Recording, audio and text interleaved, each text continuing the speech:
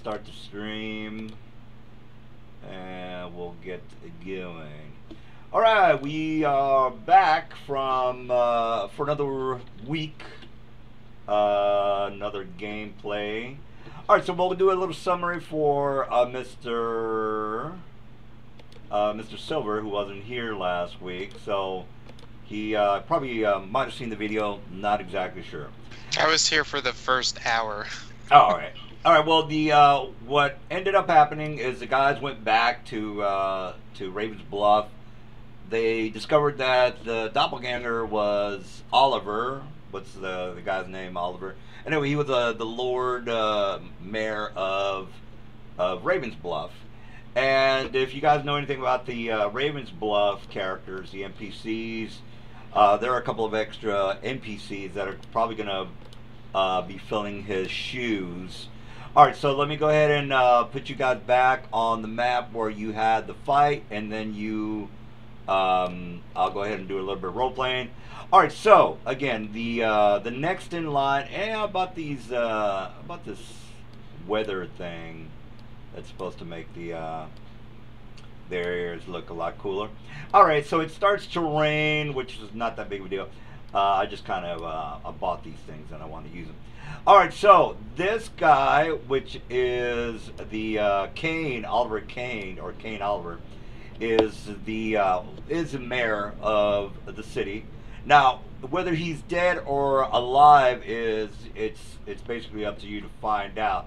So I did put in, I did show you guys the options you might have for today, and if you don't know what I'm talking about, you can just go to, you can scroll up on the Skype, or you can go to the forums and see that I put in a couple of options for you.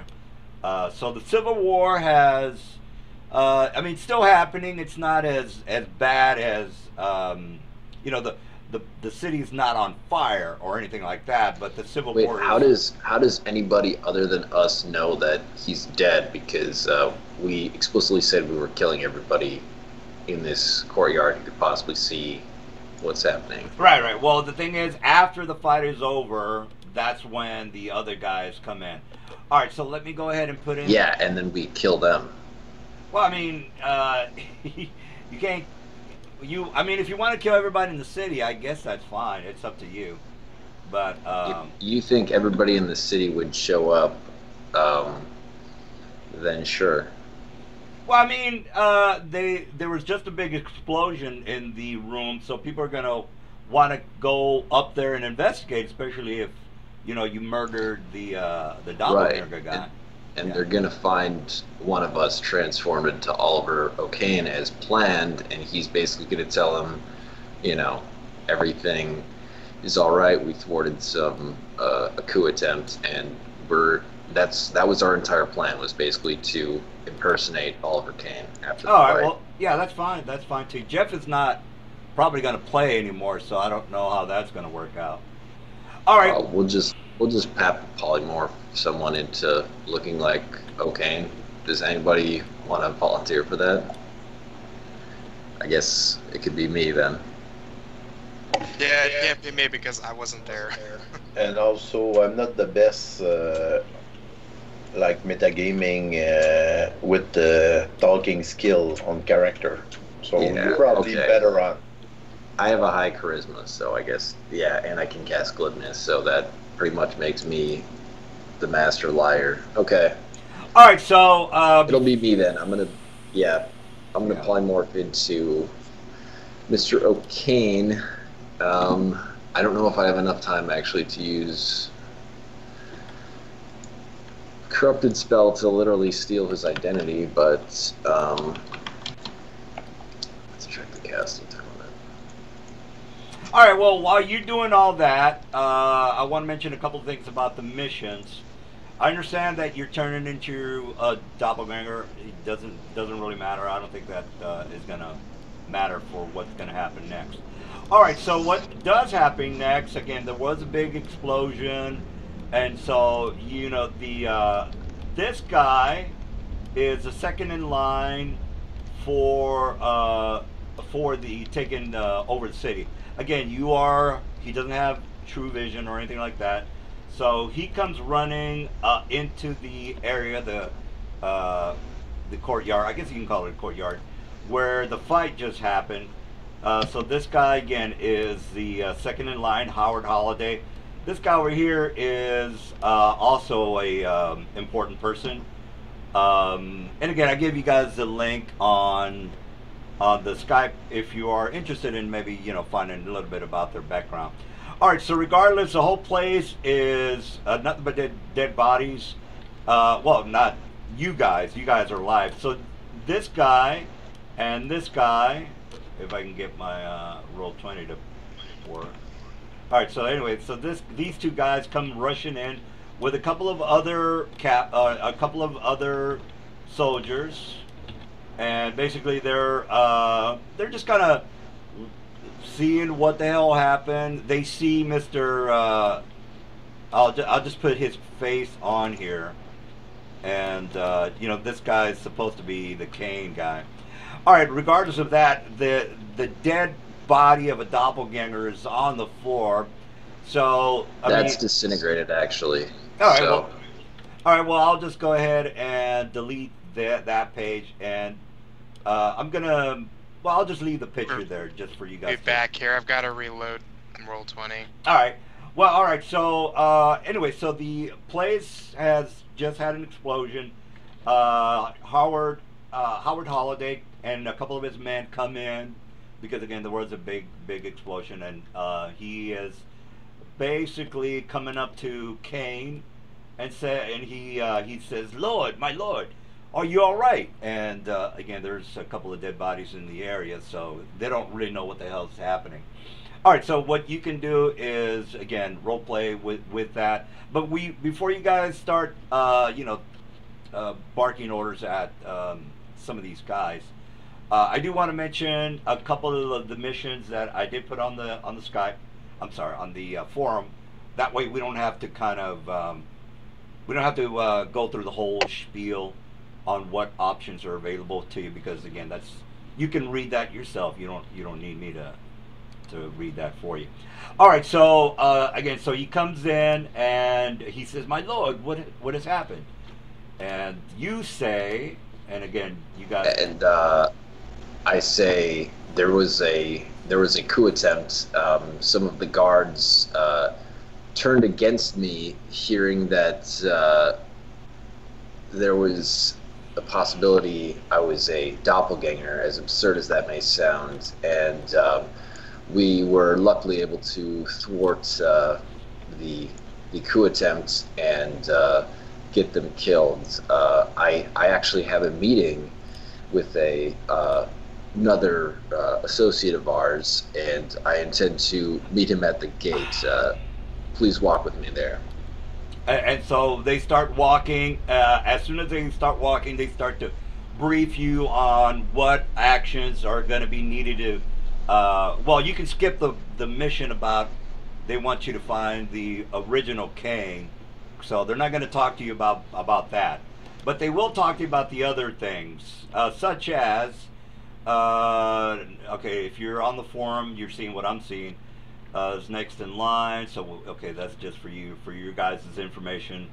Now, Lord Howard mentions that the Council of his Lord has mandated a truce. All right, again, guys, you don't need me to read it for you. You can read it on your own. So those are the couple of the missions that they're briefing you, Mr. Slevin. And again, they're, you can pick whatever missions that they're offering you. They think that, by putting in a treaty with the orcs, they'll avert two battles. One from the, from the people that are going up against the civil war that's happening, the Merchant Council against the Lord's Council. And so the Merchant's Council, as you can read, is basically wants the orcs to come into the city and just fucking ruin everything. They've already had a couple of orcs in the city, but they were, again, that's when the Civil War started, and right now it's getting to the point where a lot more orcs are coming over, and the Lord is like, hey, the doppelganger was mandating that they bring in more orcs and goblins, and that's when you guys left, and then that's the Civil War started, and somebody writes something in here. All right, so that's when the Civil War started, and now it's getting out of hand to where the whole invasion is going to happen. So he warns you about, hey, we need to make a truce. That's mission number 1. Mission number 2 is council has made an alliance with the Kuatoa. That's, he's briefing you on this, Lev. And then the spy is like, hey, we think that, Chani is up to no good, and she's on the side of the council merchants. And you're like, okay, well, whatever. And then rumors of that. Oh, by the way, the city that they're the ill. What is that? The ill. Anyway, let me just show you what I'm talking about. There is a outpost where the if you read my Skype information, there's an outpost right outside the city. Yeah. Yeah. All right. So the city. I'm gonna tell these guys. I'm afraid that this last coup attempt, which I suspect may have Merchant Guild involvement, has forced our hands. We can no longer placate to their needs, and we must take a much harsher stance. What allies do we have to combat both the Merchants Guild in a subtle way and the orcs outside the city in an overt way? All right, so what are you saying? Because that didn't really make much sense to me.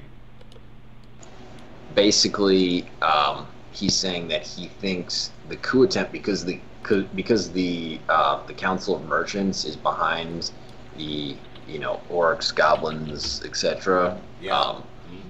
He's saying.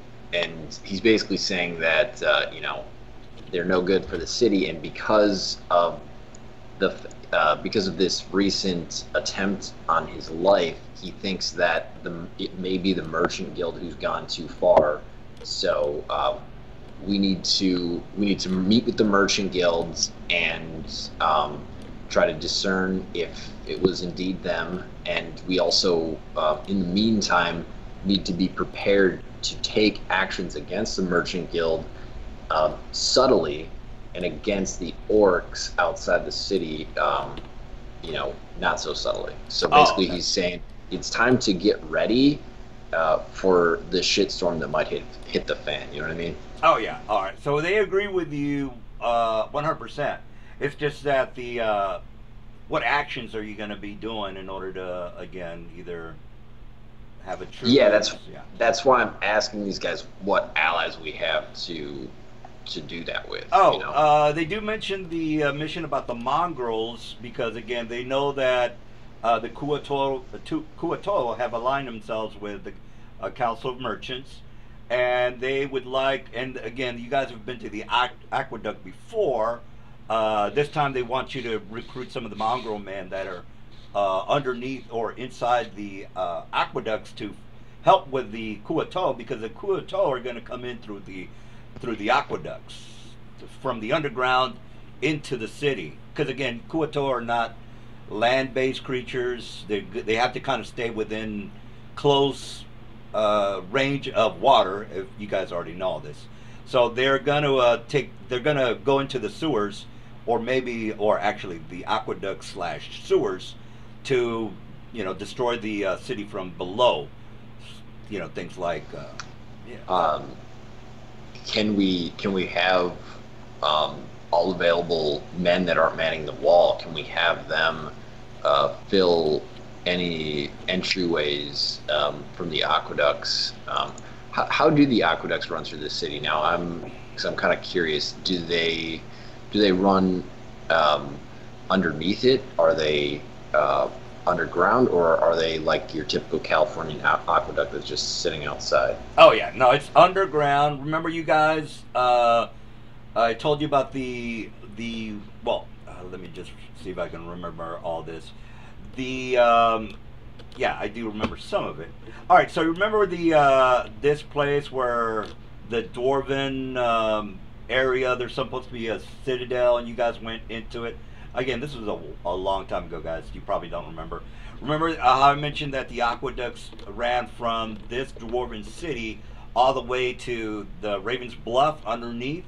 So I think, if I remember correctly, you guys did maybe 1 or 2 cities inside the aqueducts. And yeah, it was a while ago. I can't remember what the hell the mission was all about. But it runs underneath the city, and it's basically used to... okay. Yeah, it's used for the dwarven water supply, I guess you could say, and it runs from Raven's Bluff into the dwarven city. So that was great. Yeah. So as far as them blocking the entrances from the aqueduct into the Raven's Bluff, there are about 3 different areas that run into the city, 3 aqueducts. And then from the aqueducts, you're going to go into the sewer. So you have the aqueducts, which is probably, I guess you can think of it as level 3. The sewers are level 2. And level 1 is actually the street level. So you have the street, and then underneath that is the sewers, and then underneath that is where the aqueducts are. And the aqueducts are large, very large aqueduct place. Normally, you don't want your sewer system intermingling with your supply of fresh water, but right. Yeah, well, again, it's on a different level. You know, like I said, it doesn't. I guess we have 2 options here to dealing with the Kuatoa, and I see this as either, and perhaps we should even take measures in both, having any wizards in the city helping with closing off the aqueducts with walls of stone, and having regular men fill the sewer entrances with lots of cement, so as to prevent the Kuatoa from coming in on either level. Right. All right. So this is a typical picture of the aqueducts. It's way underneath the city, and then the sewers are a little bit, they're above this area here. All right. So that's kind of like what they're talking about. All right. Sewers are above the aqueducts, people. Right. All right. I know, that's what I was saying. Well, I mean, if you know the aqueducts were built long, well, I would say maybe 1,000. I'm not 100% sure on the actual history of the aqueducts, but they were built before the city was even there. So the layers on top of this aqueduct is when they started to build the city. You know, it just kind of shows that, like, once again, a fantasy author doesn't think logically about how a city would be built. You know what I mean? Well, it's let's not get into the how to create cities, guys. It's just But Crota say this is how you create the plague. Oh well. Again, the sewers and the aqueducts they don't touch each other. Regardless of that, what did you guys want to go with that? Yeah. Did you guys want to go with that? Talk to the Mongrel Man and see if they can, create an alliance. That way you don't have to worry about the Kuatoa coming down. We can do that. I was thinking of just sealing off those areas, though, temporarily for this, siege or lockdown that's going to be in effect. Essentially, I'm using my emergency powers as O'Kane to stop the dirty immigrants from coming. They're orcs, This is exactly what Nelson wants us to do, guys. No, we're gonna build the biggest wall. The racist scheme that he wants to have happen. Dude, it's biggest wall. It'll be huge. Nobody's built. Pretty and nice to look at. I don't see why you guys are giving. I've given you 5 missions. Jesus Christ, you don't have to take that mission. All right. So I think, like I said, I think it's good if we try to block off these areas first. There's 3 to take care of for the aqueducts, and then we have men in the city that can seal off the sewer entrances with concrete and such. So that'll at least give us time, because we'll be fortified in those positions. And then while while they're doing that, we can talk to the Council of Merchants and the Mongrel folk and try to see what we can discern. Oh, yes. Also, Seven, one thing we could do, since the Kuatoa will come by the aqueduct, we could get the dwarf and do a slaughterhouse in the aqueduct. I think the Dwarven city is abandoned, though. Yeah, it is abandoned. If they were there, though, yeah, I would agree with you that we get the dwarves, because they're fucking badasses. Yeah. Yeah, the Dwarven Citadel has been abandoned for quite a while. Alright, so guys, so they also, one of the holiday guy, the second in charge, he's also talking to you about the Merchants Guild and how they're being holed up in the, where's that city? What is that? Ill thing. This area here, guys, it's like a prison. It used to be a prison where they had the worst offenders that were locked up in that castle, I guess you could say. All right, so they fortified themselves in that area. That way, if anybody tries to come at them, they'll have to do it by sea. Again, we're talking about regular NPCs, not Superman. Okay, so they just wanted to mention that to you. He says, "My lord, what are we going to do about the council? None of us have been able to penetrate the castle due to the fact that they have flying creatures, as well as it's rumored that there's some sort of a devil or demon that is helping them out." And then you. Well, yeah, I mean, no leader can rule from their ivory tower forever. Surely they must come down at some points, or use some messengers to enact their machinations if they are indeed working staunchly against us. Yeah. Well, he kind of says, this is what he's telling you also, I forgot to mention. Since the city is split in half, I'm just going to draw the portion that is the good portion and the rebel portion. All right, so it's basically this, guys. Everything below this line is the southern portion where the resistance is technically at. All right, guys. So again, pretty much everything on the south side. I'm trying to see this line and I can't see it. Let me just make it into a black line or a red line. So we're the resistance people, right? No, the resistance is the bad guys. The bad guys? Okay. Yeah. I was gonna say, because then we're stranded in this in the main area. No, you're working with like normal guys, the people that are trying to stop the orcs from invading the city, and then the bad guys are over here. The Council of Merchants is down here. They're calling the shots from the castle, but pretty much everybody in this area it's a bunch of us retarded liberals, and they just don't like. They just don't want. They want humans to die, regardless if they're humans themselves. You know how humans are. They're pretty fucking retarded.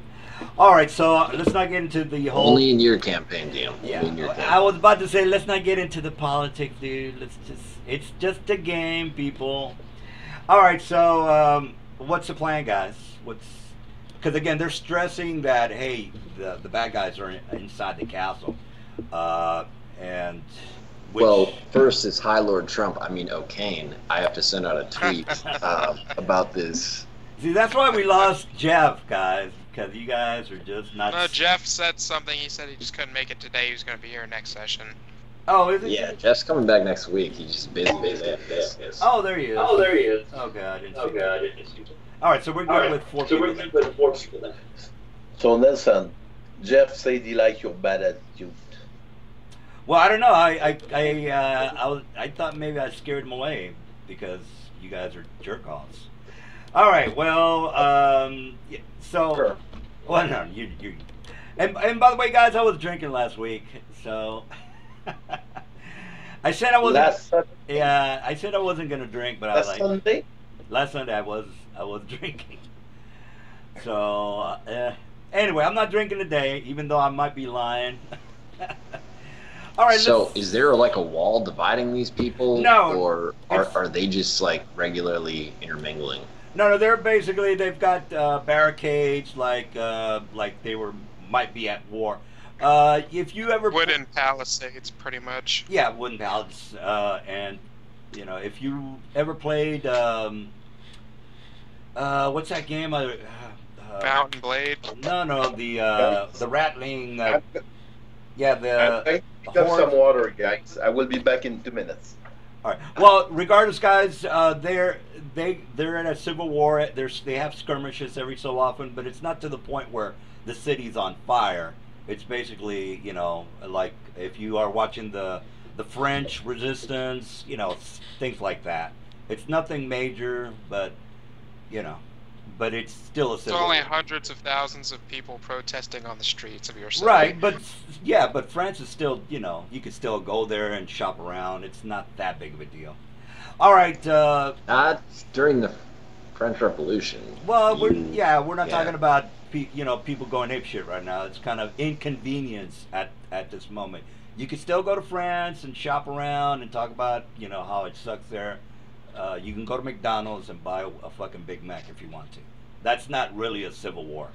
All right, guys. So what did you end up doing here? I forgot because again I was just going through some of the missions, and I wanted to make sure that you guys were. We're telling him to have the regular folk pour concrete down the sewer entrances, seal those off, and then have a couple wizards, court wizards, cast wall of stone to seal off the aqueduct entrances into the city.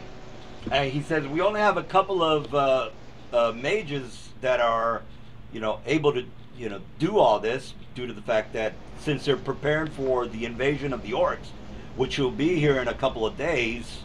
First of all, as you already well know, you have to memorize the spell, and then that's like a day because it's not like every mage in the city. It's 8 hours to rest. and Well, regardless, prepare your spell. yeah. Well, regardless, that 8 hours there could be an invasion of Kuato, perhaps. I'm not saying there will be, but there I'm might. just surprised that it's like siege mode and none of them have Wall of Stone prepared. That would be like one of the number 1 spells you'd want to prepare in a Right, siege. but Just yeah, think. but here's the thing. In my campaign, I don't have 20 mages ready to rock and roll. That doesn't really make any sense. You have maybe about 10 at the most. Well, I'll say, luckily, these mercenaries that I was negotiating a contract with, who stepped in to help, are able to also cast magic. So perhaps they can, you know, help us seal those tunnels. And Sure. when we arrange the meeting with the Council of Merchants and whatnot, you know, they can perhaps protect me once again, since they, you know, are such capable fighters. He says, well, if that's what you're deciding, we'll get that started. As far as the mongrel man, he comes up to you and says, the mongrel men could be very helpful to our cause. Most of the time they just keep to themselves, but if we explain to them what they might have to lose, again, the whole city as well as the aqueducts will probably be taken over by the orcs and the invasion. When I say orcs, guys, I mean orcs, goblin, hobgoblins, and other humanoids. I'm not going to go through the whole list of humanoids, but you get the idea. All right, so he's saying, look, probably the best thing we can either do right now is, you know, have them as an alliance. So if you can go down there, maybe speak with them, they might be able to help us. Even though your plan about, you know, walling off the aqueducts, which is a good plan, we can't rely on these walls being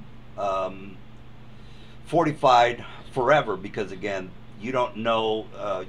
As a matter of fact, you guys might actually you haven't told them about the siege weapons that are coming in from the York. Remember when you guys were flying in, and I said there were those siege weapons. What do they call them? Travox or Tren something. Anyway, there are a variety of siege weapons that are available, and again, you guys are aware about that they are coming in. So you haven't told them that. They don't technically know that the siege weapons are two days away from getting to the city. Again, that's you guys know that. They don't know that. All right. So go ahead. Slevin, I don't think the siege weapon is a big problem. We could get the zombie dragon to attack them at night. That's true. Right. Well, I mean, the zombie dragon is not invulnerable, guys. I mean, a couple of good siege weapons can do a lot of damage. Yeah, but siege weapons have to be set up, and these ones are on the move. So yeah. I think we'd have a pretty good chance if we attacked them while they're transporting them, because they're not. That means they're not set up yet. Siege weapons take time to set in place. And also, Nelson, I'm not talking about the dragon breathing on the siege weapon. In the kind of taking a huge rock and throwing it on them. Yeah, so yeah. You can bomb like 1,000 times. And they will be flat. Yeah, we can drop rocks on these things. That's true. Really big. And they cannot throw a siege weapon at a kilometer high. Yeah, well, they have. You guys saw how that frost guy killed that dragon with a spear. I mean, that's possible, guys. All right. Well, I just kind of wanted to show you some of the siege weapons. We can also drop these rocks ourselves with shrink item too, because it reduces the weight pile load. We could get the boat and go over them and bomb them with shrink rock. That's a good idea. Yeah, but they could blow they can blow the thing we away. Have 2 kilometers in the air. There is no trebuchet at throwing a rock 2 kilometers in the air. Well, I mean, they have flying. Bows have very limited ranges, and their siege weapons, like I said, aren't set up yet if they're being transported. So I think we're pretty much protected against anything long range they have, unless they have flying stuff. Yeah. All right. Well, I guess we can take care of the flying stuff, Steven. If they come, we can arrange for their dismissal. Yeah. I mean, yeah. So I don't know. I'm gonna ask these guys. Are any of you or your emissaries capable of handling this task of speaking with these mongrel folk, while we perhaps assist with countermeasures for the siege, such as having these here mercenaries take care of the aqueducts, as well as these siege weapons that are incoming? He said, well, we they kind of keep to themselves. We don't really, have any connection with them. We don't have any contact with them. We do know that they live under the city, and again, they keep to themselves, so there's really no... a couple of them might come into the city at night to gather food and, speak to whoever, but most of them tend to stay inside the aqueducts. I hear they do have villages down there, shanty towns filled with mongrel men, and again, we need those types of people to make sure that if the Kuator do make it to the aqueducts and up into the sewers, then we have at least someone to, head them off, or at least they can make some sort of a defense, or let us know that, hey, we have incoming that is coming into the city, and they might be a great benefit to us. And that's what the Howard Holiday tells you. So basically, you're saying that just because you don't know them, you're not willing to talk to them? I mean, well, that's where you don't know them either, so no, I don't know them either. But somebody, if we somebody can, has to yeah, that somebody has to, and has that's to negotiate, and I cannot spread myself into 3 different places either, and neither can I send these mercenaries into 3 different places. well, It seems to me that we have, 3 different parties here in these new mercenaries who helped save me, and yourselves and myself. So why not, act accordingly on all these different fronts? well, again, we're kind of spread thin right now with the invasion happening as well as the civil Right, but war. we only need one emissary to talk to the mongrel folk and explain the situation. Well, perhaps a small retinue of scouts who know the area to escort him. Well, the That's problem all with we're asking. well, the problem with that is we already know that the Kuatoa might be down there, and I can't afford to have. Well, we can't afford to have any more of our men doing a track in the sewers where we might be invaded any day now, or the castle might be invaded by the civil unrest. So right now I can't spare any men to parlay with the mongrel man, unless you perhaps or some of your entourage. Well, he doesn't know that again that the big dwarf is technically your friend, but he's just suggesting ideas. We've told him that it's mercenaries, right? So he's like, well, if you want me to. Well, listen, I need guarantees that these things can get done. I mean, we can't guarantee the alliance of the mongrel folk just because I involved some mercenaries who randomly helped me today. It's just the same as, we can't necessarily fucking why did I just drop a blank? Just as we can't guarantee the destruction of all the siege weapons or the sealing of all the entrances before the Kuatoa get there, these are all actions that we all must take, and you simply can't stand around. And at this point, if they keep resisting actually helping and doing stuff, I'm just going to make a sense motive check to see if they're actually even, if they even really do give a shit, if they do really even want to help, Well, they again, they're just kind of because afraid. It seems to me like right, but yeah, they're being kind of afraid of letting your city die. Well, doesn't they've seem got like something a leader would have a little more. Well, of course you're the leader. Fortitude. Yeah, of course you're the leader, but they're kind of worried about. Well, they're leaders too. They got they maybe elected to office or something. Yeah, no, Somehow but you're the the mayor of the city, so they have to Right, but I can't be in 3 places at once. So they well, have to. Yeah. That has to make sense. No, yeah, that's true. It's just that they're trying to let you know that it would be good for you to do it, and they could stay up here and take care of the civil war that is getting out of hand right now. So then they have to guarantee that they will have all those entrances sealed in the aqueducts if I'm going to talk to the mongrel folk. Yeah, they're going to definitely work on it. That's not the problem. It's just that they need you or whoever, doesn't have to be you, to go down there and parlay with the mongrel men. Once you've taken care of that, then they can just stop worrying about the Kuatoa. Because the Kuatoa, I mean, that Kuatoa are pretty hardcore. A 5th level or a CR5 Kuatoa can probably do a lot of damage. And again, you already know about the sticky shield and all sorts of shit. So, if they go up against a normal 5th level fighter type, they're going to get their asses handed to them. Because, they have the advantage. Alright, so they're just worried about that. They know about the Kuatoa, and it gives them, they're worried. They're like, oh shit. Not only do we have to worry about the Civil War, we have to worry about those assholes being down there, and our weapons stick to their shield, and we're kind of fucked if they start to come from the sewers into the city. So again, he's just a little worried about that, but he's just making his observations to you.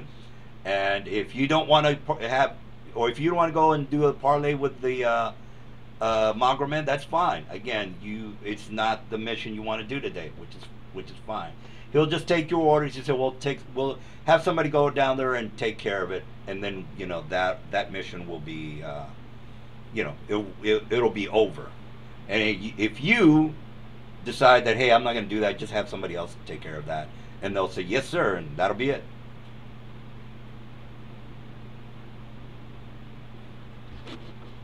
What do you guys think? Where are we going to be most effective? What are we? We need to get those siege weapons down, and we could retard what will happen in the sewage by holding up or putting some concrete over the access or something like that. Can't tell you, my character's not there. Where is your character? Not with the party, because I wasn't here when they traveled to back to Raven's Bluff. Well, I mean, technically you were. It's just that you weren't playing your character. All right, so let me just put you on here. You were in the game, Mr. Silver, but you weren't participating in the discussions or the fights. All right, let me get some water, and you guys can put your heads together. We can, do one of the 5 missions. I think personally, I think you don't have to do the Mongrelman mission. I just happen to think it's kind of cool. And again, don't take it if you don't want to do it. Let me get something to drink, and I'll be right back.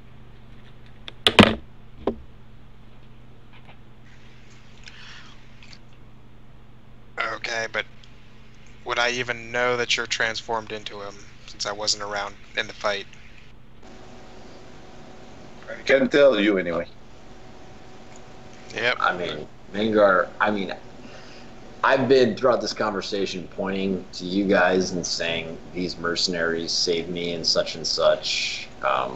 So I don't know. I don't think it necessarily matters. The only thing I think we just have to decide which mission we're doing, and then we also still have to wait for that Justin guy to arrive, and then we have to tell him that the plan is that he goes back to work for his employer. Then we have to teleport back to the Shadow Thieves, or whatever they're called, and or the Shadow Lords, and then we just get a reward from them really quick. Then we come back and handle whatever mission we're going to handle with our reward. That's probably going to be something geared towards warfare, I would assume. I mean, if we're gonna do a siege thing, it's not hard for me to fortify the main entrances, but yeah, I mean, I think that's, I guess, according to the weaknesses that have been hinted or laid out by the DM, I think those aren't really issues for us. The main issues is them slipping underneath through the aqueducts, or the orcs getting the siege weapons here. So that's, I think, the two. What type of siege weapons are they? I think they're just your standard ballistic catapults and. I was gonna say, are they like battering ram? Are they like battering rams, or projectiles? Well, I mean, here's a couple of pictures of them. I mean, all siege weapons have projectiles of some kind, and I know there are spells that are strong enough to stop siege level, or at least redirect siege level weaponry. Well, no, not all siege weapons are projectiles. You have stuff like battering rams. That's a siege tower. Right. No, exactly. Yeah, you have siege towers, it looks like, and probably battering rams, I guess. So yeah, I mean, there are a few things that they'll bring to bear against us. Oh, look, it's an atlatl. All right, well, those are Not the an atlatl, whatever it's called. Yeah. So I'm basically asking you guys: do you guys want to go to get the Mongol folks on our side and work the aqueduct angle, or do you want to destroy the siege weapons and work the siege angle? All right. I think we can destroy the siege weapon within a day, but we could be down in the aqueduct for more than 1 day. So I guess we go for the siege weapon, we come back and try to handle what we can of the aqueduct after. I would say get the siege weapons first, because if they with those out of the picture, they're gonna have a lot harder time besieging the city. Right. Well, at the same time too, if the Kuatoa pop up underneath and open the gates for them, they're not going to have that hard time. You know what I mean? What time of the year is it, DM? What time of the year? The month? Yeah. It's it's going. Winter, spring, etc. Yeah, it's coming up on spring. So yeah, late winter. Yeah. Yeah. Okay. Just. I can possibly. I have a question about the aqueducts. The entrance, is it an open air entrance, or is it an underground spring where the water comes in, where basically the entrance is underwater? Yeah, it's entrances is under the water, as the picture kind of shows that the water ducts are underneath the city. I'll show you another picture. Well, I'll show you the same picture. Anyway, so this is technically the aqueducts, guys. I can solve that issue for now, while we take care of the siege engines. How can I solve it? I can freeze the water solid, and since it's in the middle of winter, it won't melt for at least a couple weeks. Yeah, but how is that going to stop them from walking through this? How is that going to stop the Kuatoa? I would like to see the Kuatoa coming in through solid ice. Well, all they got to do is put a torch on it, dude. Jeez. Underwater? Yeah, well, if they have... Yeah, Kuatoa swimmers, yeah. And on top of that, yeah, even melting ice with torches and even with fire damage takes a long time. Well, they can just get on top of the ice, guys. Jesus. From how? They'd have to be inside the city already to do it.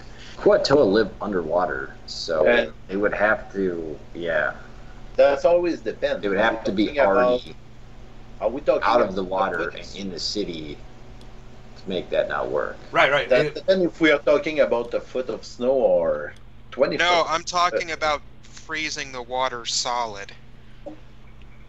So if you get like 100 feet of ice, it's another story. Mm-hmm. Well, I got the ice part there, Mr. Silver. But well, you know what, guys? This is an excellent time for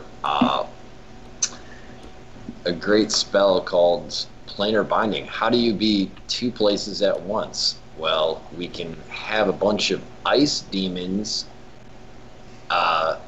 cast Wall of Ice and shit like that repeatedly, since they can cast it at will, and just fill up the aqueduct entryways. There's only 3 aqueduct entryways. That the DM mentioned that there was 3 specifically, so we just need 3 ice demons. They like called like Geligons or something like that. They block up these entryways with their walls of ice, and in the meantime we can take care of the siege weapons. Then when we come back, you know, they could still be using wall of ice, and we can try to talk to the Mongol folk. Yeah, I didn't think the DM was understanding what I was trying to tell what I was going to do.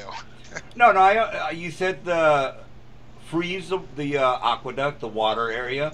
The question that I had, how are you? I mean, the wall is going to be the problem, but then Slevs just say, well, we can get these creatures to do a wall of ice, which he answered my question. I do want to mention the keep, by the way. You know, that's where the baddies are at.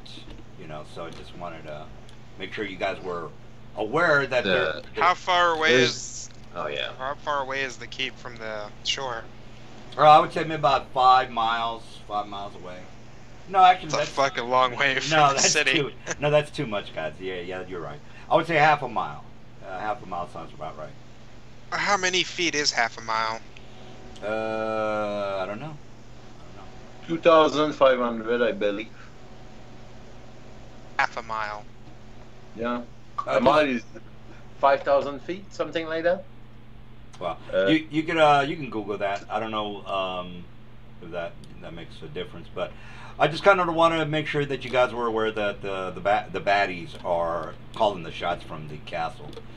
Now, as far as how are they giving the orders to their Antifa groups, well, again, they could use message or turn into a bird. And roughly, DM, roughly if you recall from my conversation with them, my original thing was actually to set up a conversation with the Merchants Guild to be like, come on, guys, what's going on here? But apparently, since these associates in these resources that we have in the city can't take care of some basic siege prep and some basic... apparently the city doesn't have ambassadors, can't take care of talking to the Mongol folk.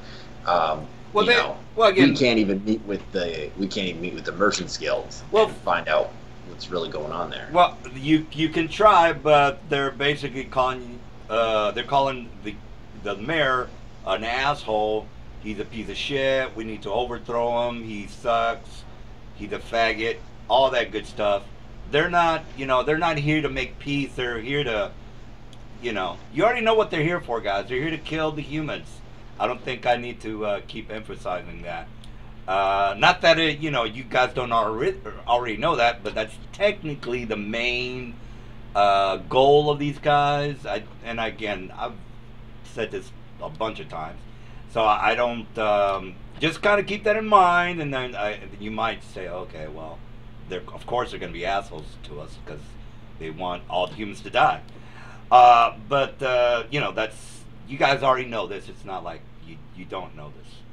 And as far as they don't have ambassadors, the mongrel men, nobody needs to talk to the mongrel men. The mongrel men are fucking, they serve no purpose other than being mongrel men, Slev. They don't have prestige or power. Right, they're and that's fucking, what diplomats are for. Right. Going to places with people you haven't really spoken with yet, and breaking that barrier and getting into positive conversations. Well, yeah, it's kind of like having a diplomatic talk to a homeless man. Why do you want to do that? But again, so basically, you're saying this is doomed to fail, anyways. We shouldn't spend any of our effort on this because if we have trained diplomats who can parlay with them and show them the necessity or the importance or the value of an alliance, then what good are we going to be untrained diplomats trying to, diplomats with them? Yeah, if you have like the king actually humbling himself, or not the king, but the mayor taking time to show that he cares about these poor fucking people, then they'll say, "Oh, then you're being cool with us. We'll be cool with you." But as far as them thinking about this beforehand, no, they never gave a fuck about the mongrel men, Slav. They only kind of give a fuck now because they just heard that the Kuator are going to come in through the aqueduct. So they're like, right. So if they give a fuck, then they're they're trained. Yeah, they give a fuck now, Slav. Trained diplomats who are probably experts with max level skills in diplomacy and all its relative synergy skills. Yeah. They can get a higher diplomacy check. They can do all that, Slev, but the option is for you to have fun, not for the NPCs to have fun. So right, we're going to have fun because either way we have to take care of something else, right? We either have to take care of the siege weapons. If we don't talk to the mongrel folk, we either have to take care of the siege weapons or talk to the Merchants Guild. We have to do one of those two. So either way, we're going to have some mission that's fun and whatever. All right. Yeah. Well, I think everybody wants to take care of the siege weapons. So is that correct, guys? So I think we send the diplomats in, and then we, we go take care of the siege weapon. That sound good? If we have a mean to seal the aqueduct for a while, we can take care of the Kuota after our program. All right. Yeah, so, I can get some. Like I said, I can get some ice demons, or I can get some hammer archons to put up walls of stone. It's we got options here, guys. All right, so pretty sure they're not going to be too pleased to see a bunch of demons. So I'm just saying. Yeah, I guess hammer archons would be the more diplomatic choice. All right, so let me just make sure I got this correct because I'm about to put a couple of maps down. You guys are going to do the siege. Plus, the hammer archons could help with the defense since they can, earth glide and whatnot. So yeah, that might be the better option here. We're doing stuff, DM. You're just not letting us fucking plan. No, go ahead. Take your time. Yeah. Plus, Celestial's a lot better for morale having on your side. Yeah, that's all right. Yeah, all right. So it's settled then. It's the Hammer Archons with walls of stone instead of the Devils with the walls of ice. Yeah. And then if someone complains, you say, "Well, look, we literally have divine forces on our side," and you can just point to that. Exactly. And I'm pretty sure a common folk is not gonna just scoff at literal divine presence. Well, amen. All right, so I'm gonna put you guys on the map where the siege weapons are. Do you guys want to do anything else? Well, first of all, DM. That Justin guy. Remember, he had to make his way from the lower half of the city all the way up to the area where we are. We were going to tell the Justin guy, hey, it is true what that other doppelganger told you. The plan is for you to keep doing your job for the Shadow Lords or whatever, right? So then we would fulfill that contract. Remember? Well, yeah, he does eventually does show up. We were specifically greeting him at the entrance so that he would not see any of the bodies or anything like that. But even if he did, I think I still have glibness active. So. All right. So he does finally show up. You don't meet him at the courtyard. You meet him inside the area because again they're not gonna just let him go in unescorted into the courtyard or into. Yeah, so yeah, we just greet him at the entrance and tell him that then. Is that cool or should we roleplay that? What's going on? Well, if you want to, it's up to you. Now so what do you? Just to make sure I know what you're talking about. You did have a mission to align yourself with this thieves guild. So what's the plan with that? You're not going to do that anymore, or? We're doing that right now. We're waiting for Justin to get to the. Remember, Justin led all the people that weren't fulfilling their contract with the Shadow Lords. Yeah, exactly. Yeah, Justin was walking his way through the city to where O'Kane is to verify with O'Kane that there indeed was a change of plans and that the change of plans involved him fulfilling his contract for the Shadow Lords. So we're just basically going to meet him at the entrance and say, yep, that's the plan, and then he goes back to fulfilling his contract, and then that in turn fulfills our contract with the Shadow Lords because we got the guys to work for them again, right? So that's basically, we're just basically wrapping up and saying mission complete, Mr. Shadow Lords, and then going on to the siege weapons or whatever else after that. Does that make sense? Because that was what we planned to do last week. Yeah, that's fine. Now, so he basically comes in. He talks to you. You just explained everything you just said.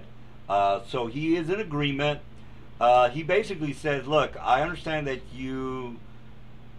Well, for one thing, you're not there, Mr. Slevin. Your old character, you're polymorphed into the. Let's just call the guy. Let's just call the guy the king, just to make everybody understand. Exactly. All right. So you spoke with him, and the king. He's not going to talk to the king about Thieves Guild subject. So I'm not exactly sure why you're.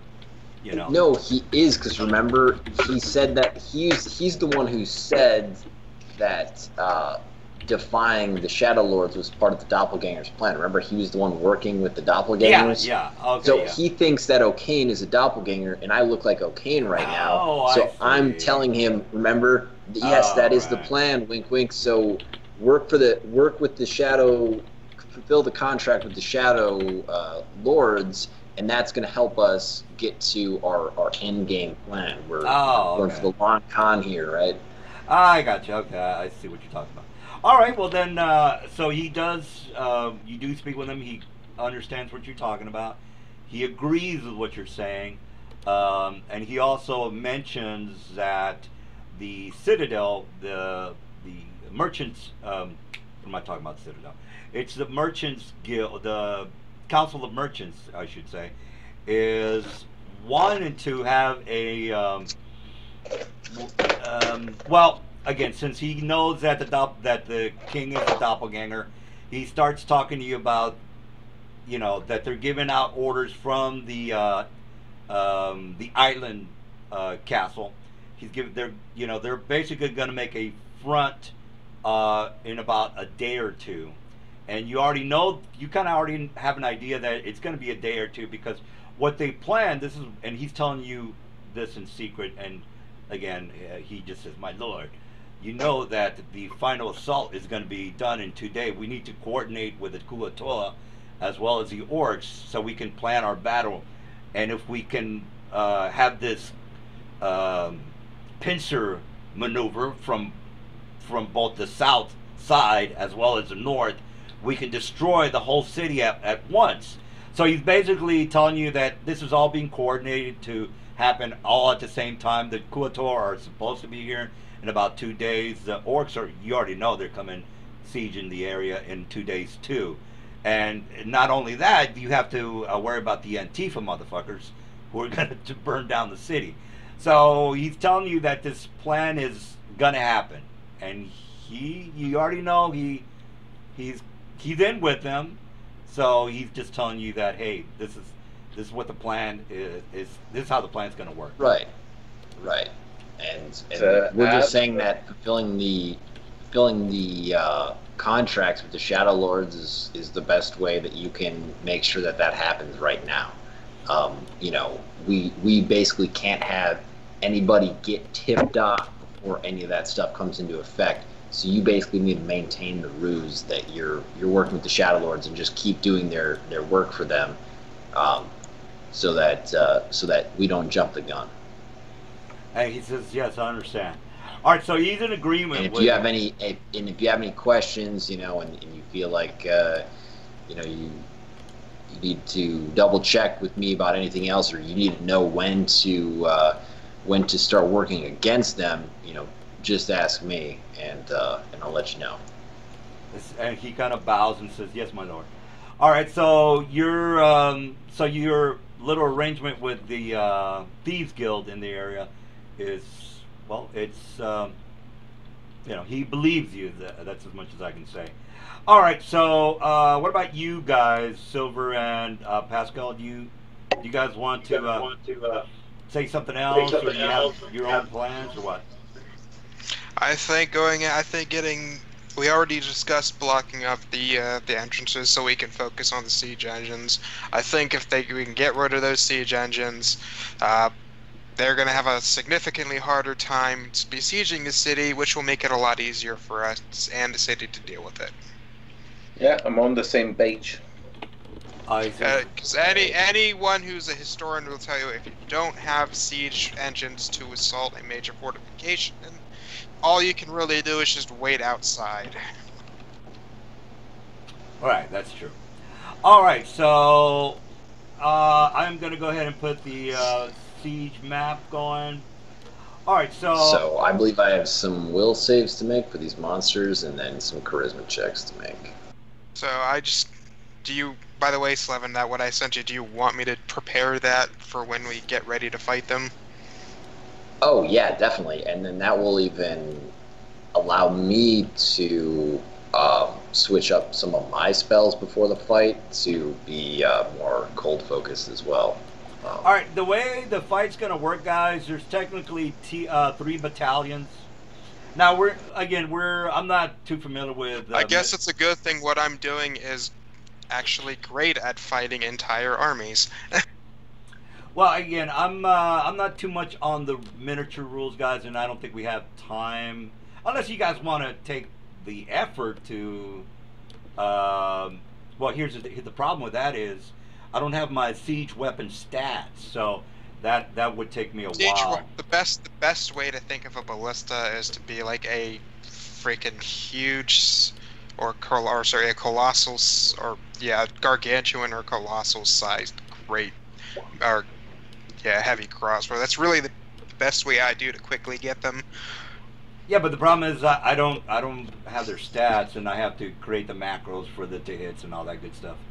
So we'll just skip that. Well, the macros to hit are based off of the people operating them. You know what? Well, I have to read up on that, guys. I am not prepared. That was one of the reasons I was kind of pushing for the Mongrel Men diplomatic. I could tell you off the top of my head how I generally operate them, and I've never heard anyone complain. Well, I mean, just as, you know, it's going to take a while, isn't it, for you to explain all this? Not really. I just told you one part of it. It requires siege engine proficiency. It requires 2 people to operate. You basically use whoever has the better ranged attack is the one aiming, and they use that attack, and the damage is basically a gargantuan or colossal sized heavy crossbow. All right, which is what? Look up heavy crossbow. Well, yeah, that's the thing, Silver. I don't have the stats, is what I'm trying to tell you. They do 46 damage.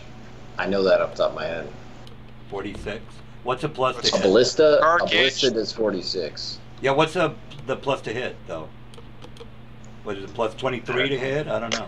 It depends on a lot of things. There's different factors like who's operating it, how many people are manning it. Yeah, that determines pluses or minuses on checks, right, that kind of stuff. So just that's see rules. Yeah, that's the point. These are being transported anyways, DM. So they're not actually set up, so they can't shoot at us with these things. Yeah, well, that's fine because I don't have the stats, so I'm not going to have them. Maybe next time when this week I'll start putting some stats on these guys. But for now, you're just going to be fighting, monsters. You might not even have to bother, like I said, because of the what do you call it?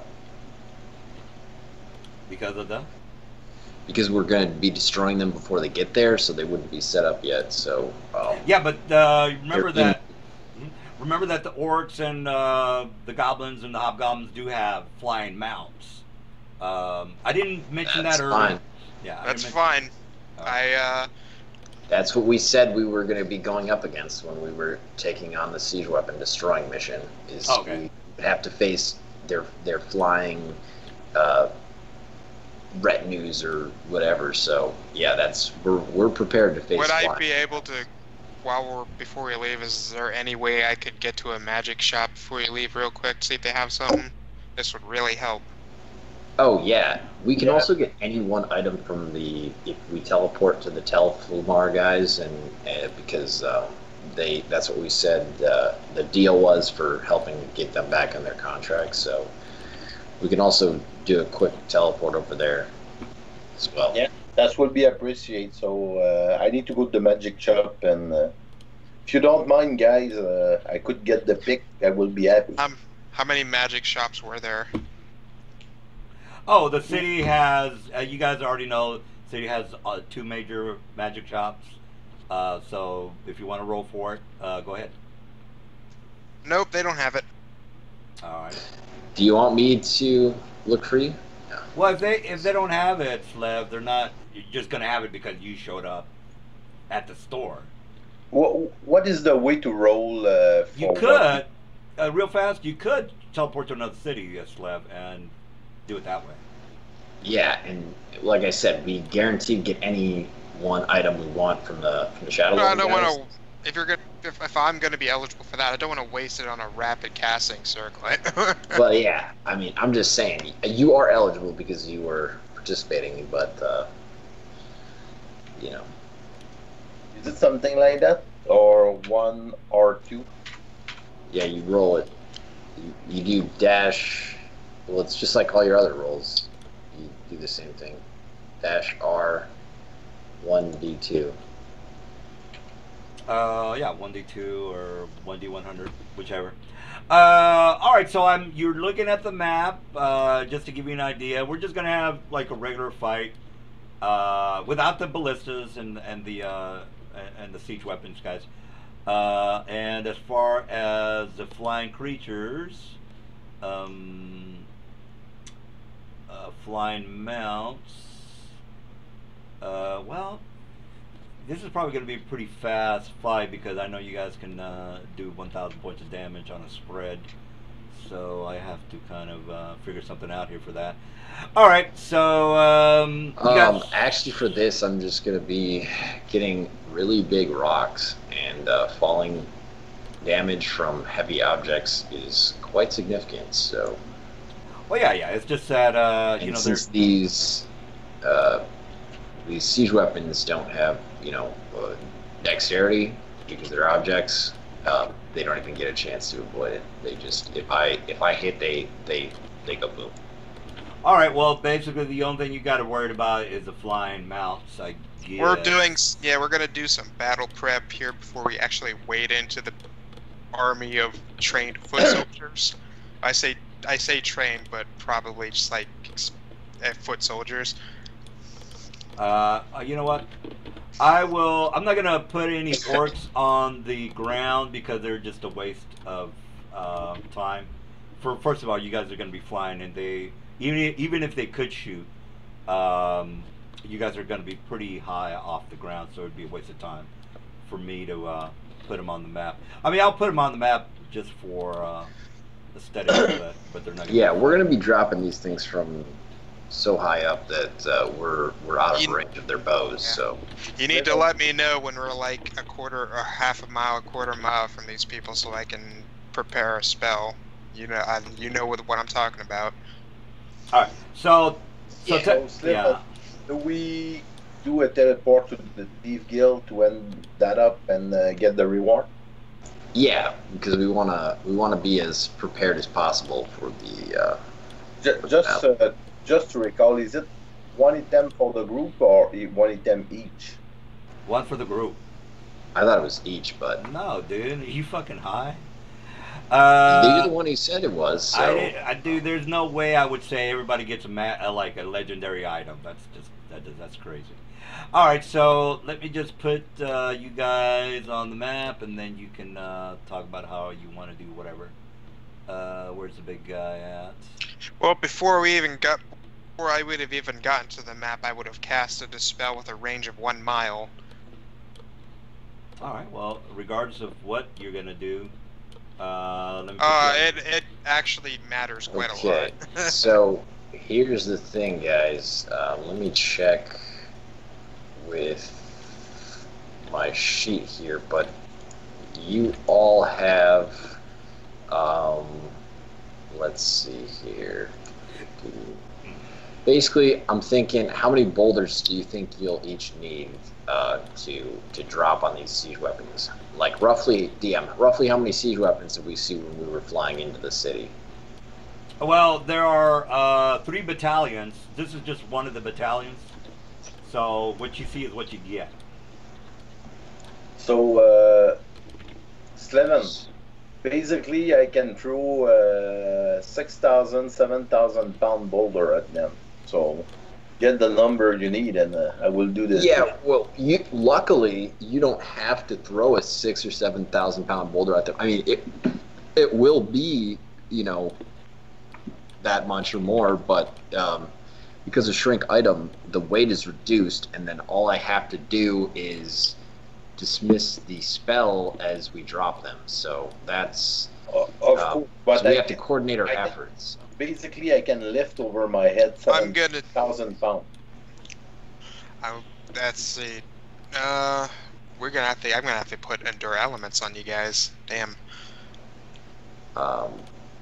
So that's 7 down to the ground with the acceleration. I guess it flattened pretty much everything. I don't think you have to worry about me with the endure elements, because I basically have the qualities of one who is undead right now. So because if you think about 3,000 kilogram going to the ground with 2 kilometer, it's pretty much a lot of Newton there. So I don't think anything can withstand it. Yeah, no, exactly. I'm just saying that if your weight capacity can't hold, you don't want to just like carry some big fucking rocks in the sky, and you want to keep your maneuverability up. Like I said, we could have each of us can carry a couple of rocks, and every time that we drop one on we're going to drop one on a siege weapon. You tell me, and I have a ready action to dismiss that instance of shrink item when you drop it, and then it turns back into a big fucking rock, and it just completely crushes the siege weapon. Just dropping it at 2 kilometer height is basically 60 million Newton on the ground. Yeah, I know. They already have rules for that where the falling damage is a shitload. It'll be like in the hundreds of D6, so we'll be totally fine there. I'm not worried about the damage. I'm just saying, you probably can't carry a bunch of 7,000-pound rocks at the same time. Oh, no, the ship won't hold it anyway. Well, we're not using the ship. We're just flying ourselves, I think. So that it's harder to spot us coming. They don't know we're, right? So I don't know how many you can shrink, but shrink them a lot. Yeah, we're going to do a meteor ring.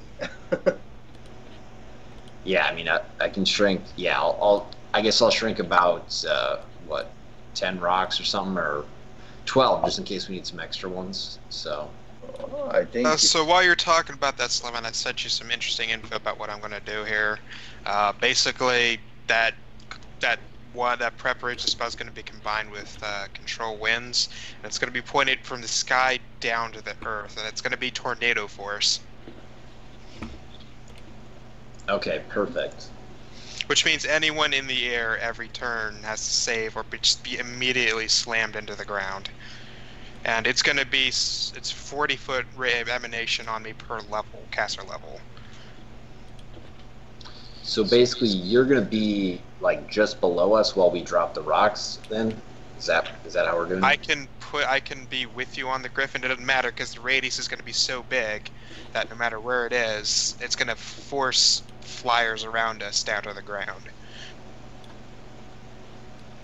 Yeah.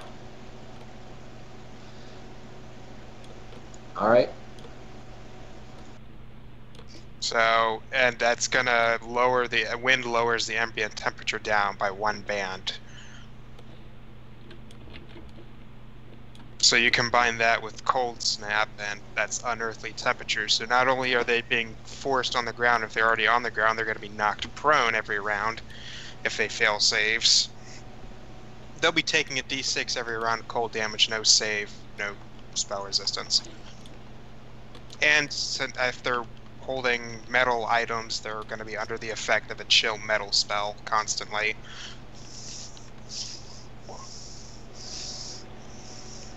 All right. I think that sounds like we can definitely cover that aspect of things, and I think we're pretty much ready to go. Do we want any other? I have my standard buffs still, and I'm including Arcane Spell Surge this time since I basically have to be casting a spell as a swift action. Both of my spells are going to cover this entire map. Rocks, so. The entire map for both of these spells. Okay. Duration 10 minutes per level, so I don't have to worry about that once I cast. Cold Snap is duration 2d4 hours, so yeah. No, once I cast these, it's cast and forget. They're gone. They last. So basically, Nelson, before we get to this... I guess just in case I have to get into the Tornado Force Winds, I will be casting another buff.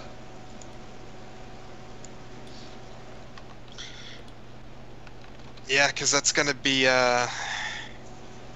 Just in case. I will... Let's see here. Well, if you have freedom of movement, you don't have to worry about it.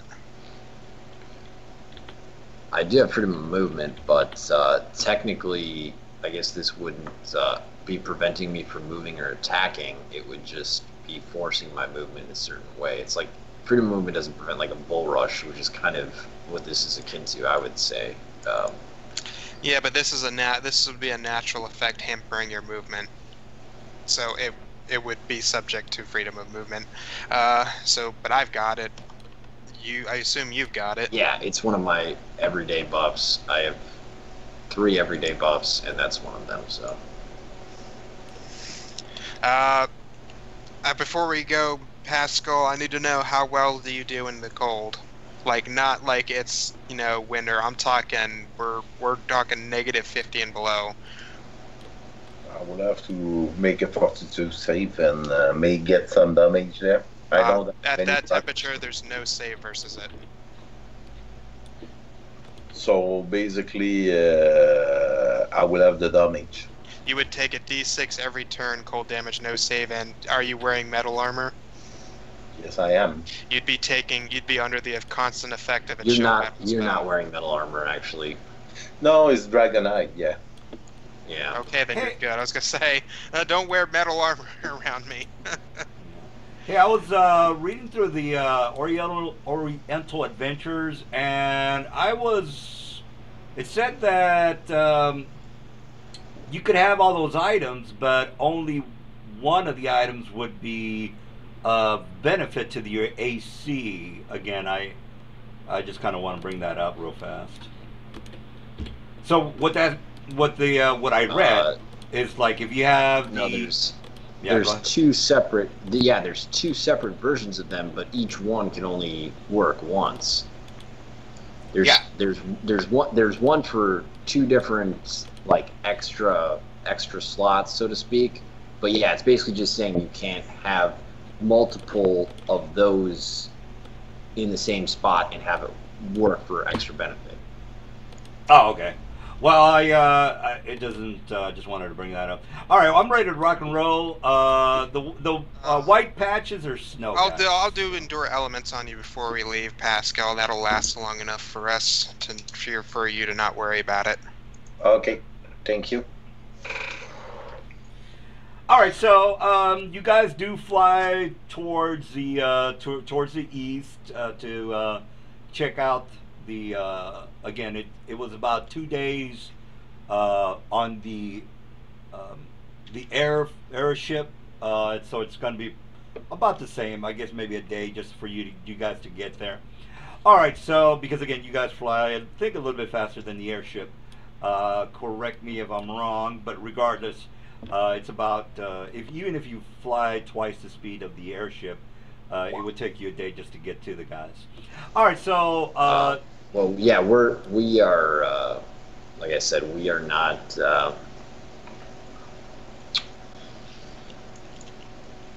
Yeah, we're not taking the airship, so we're basically going stealth kind of mode, incognito. All right, so it takes you about a day to find the guys.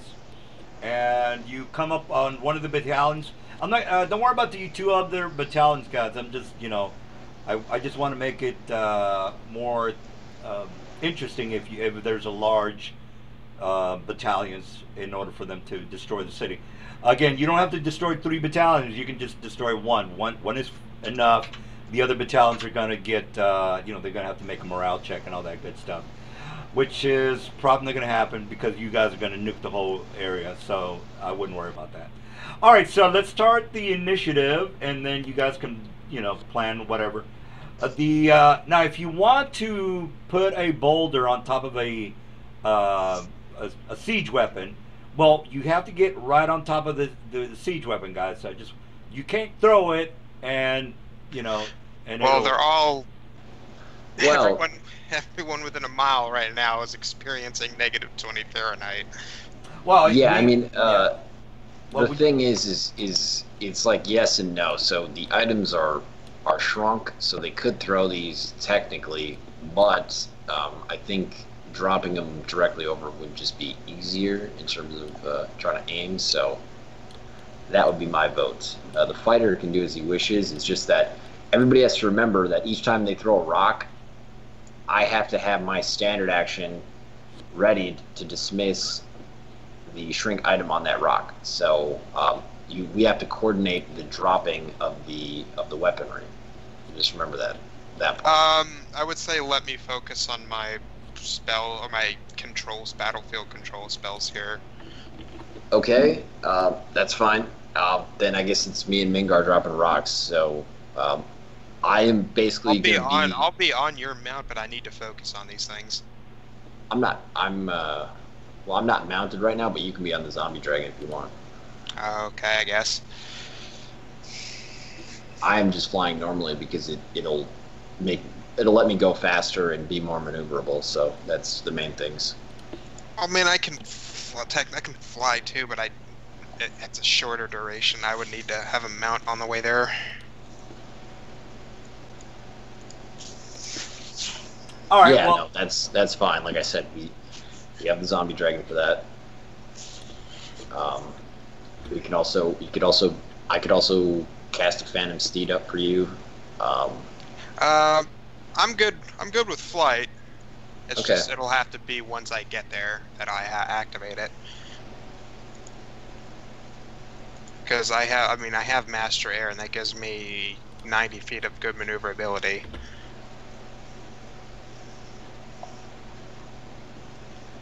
all right, all right.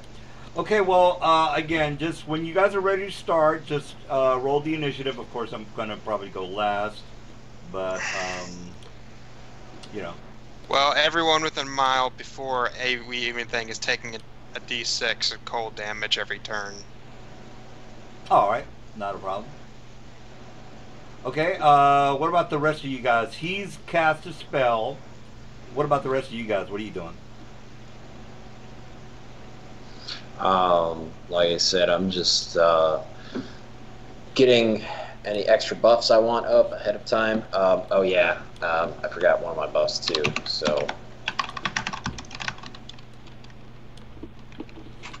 that's the second buff that I'm going to be casting up. That's not part of my usual 3 buffs. So let's see if I want anything else. I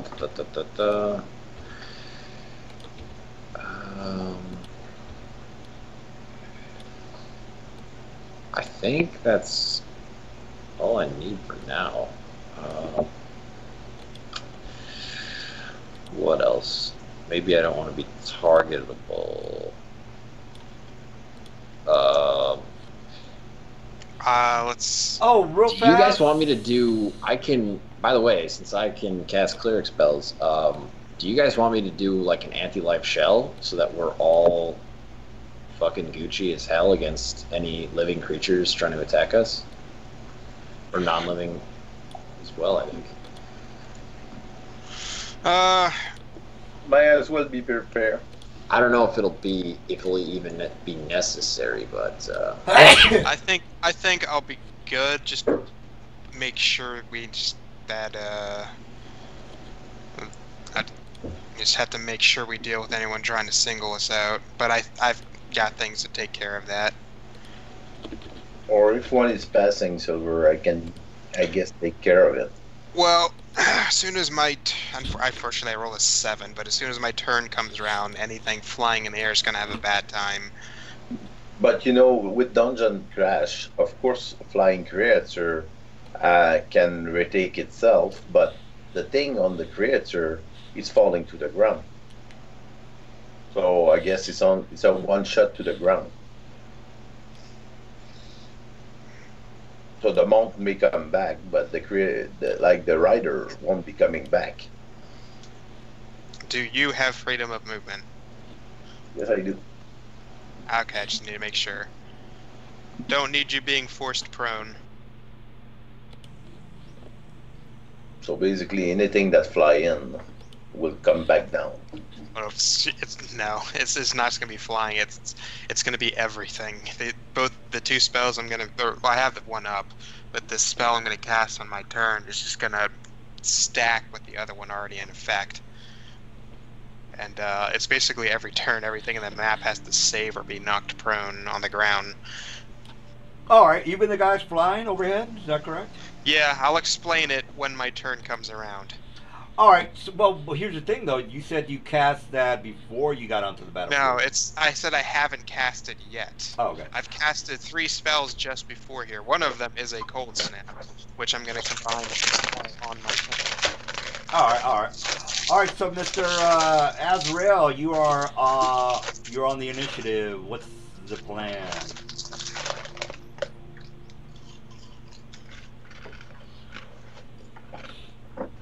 All right, Asriel. All right, so if you're not going to do anything, I'm going to move my guys.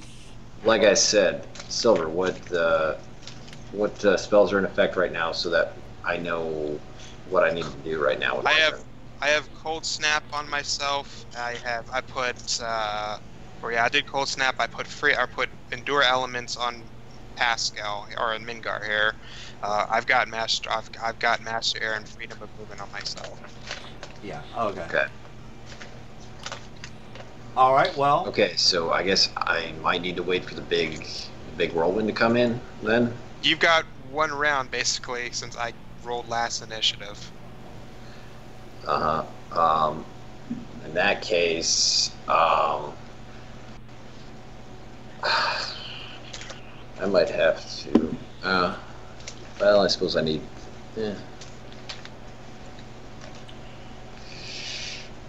Let's see here. If it's needed or something, I can always just summon air elementals to help. I'm going to.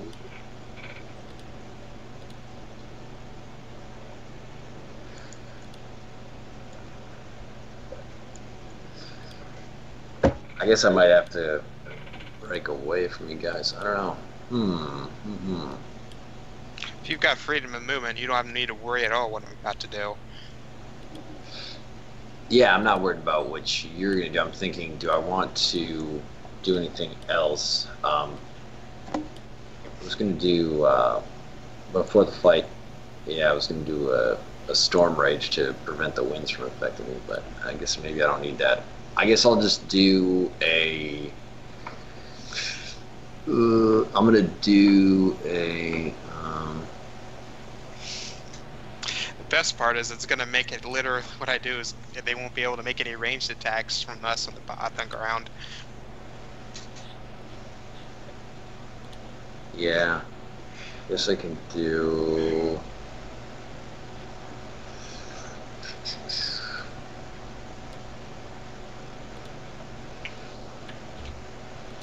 It's back gold. I do want to mention that a lot these of weapons, so yeah. I'll do a Star Mantle, I guess, and then I'll fly closer. And that's cast as a swift action because my Arcane Spell Surge is up. And I'm basically going to be... and Pascal, by the way, dropping an item is a free action, so if you can get in range with the double move, you can drop that rock and I can dismiss it on the first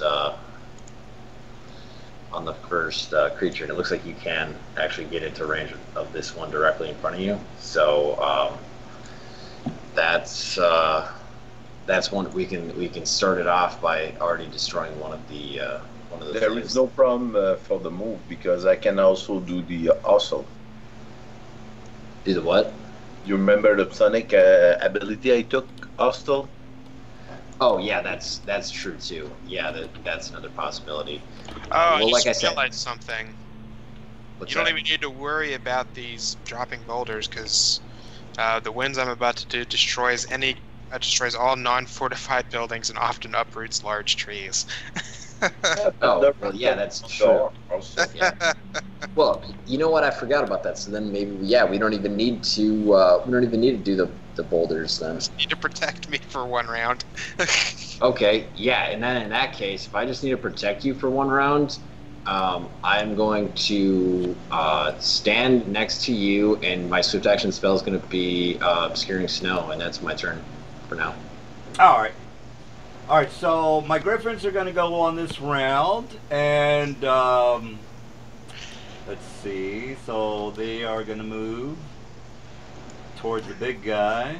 So if any of them are carrying or metal or are in contact with metal, they're affected as if by a chill metal spell. Actually, I'm just going to do the anti-life shell. I like that a lot better because that way they just straight up can't. They just straight up can't enter. So that I like that better actually. All right. Or do I? I don't know. What do you think, Silver? Would you rather have total concealment right now, or would you rather... The obscuring snow wouldn't help, really honestly.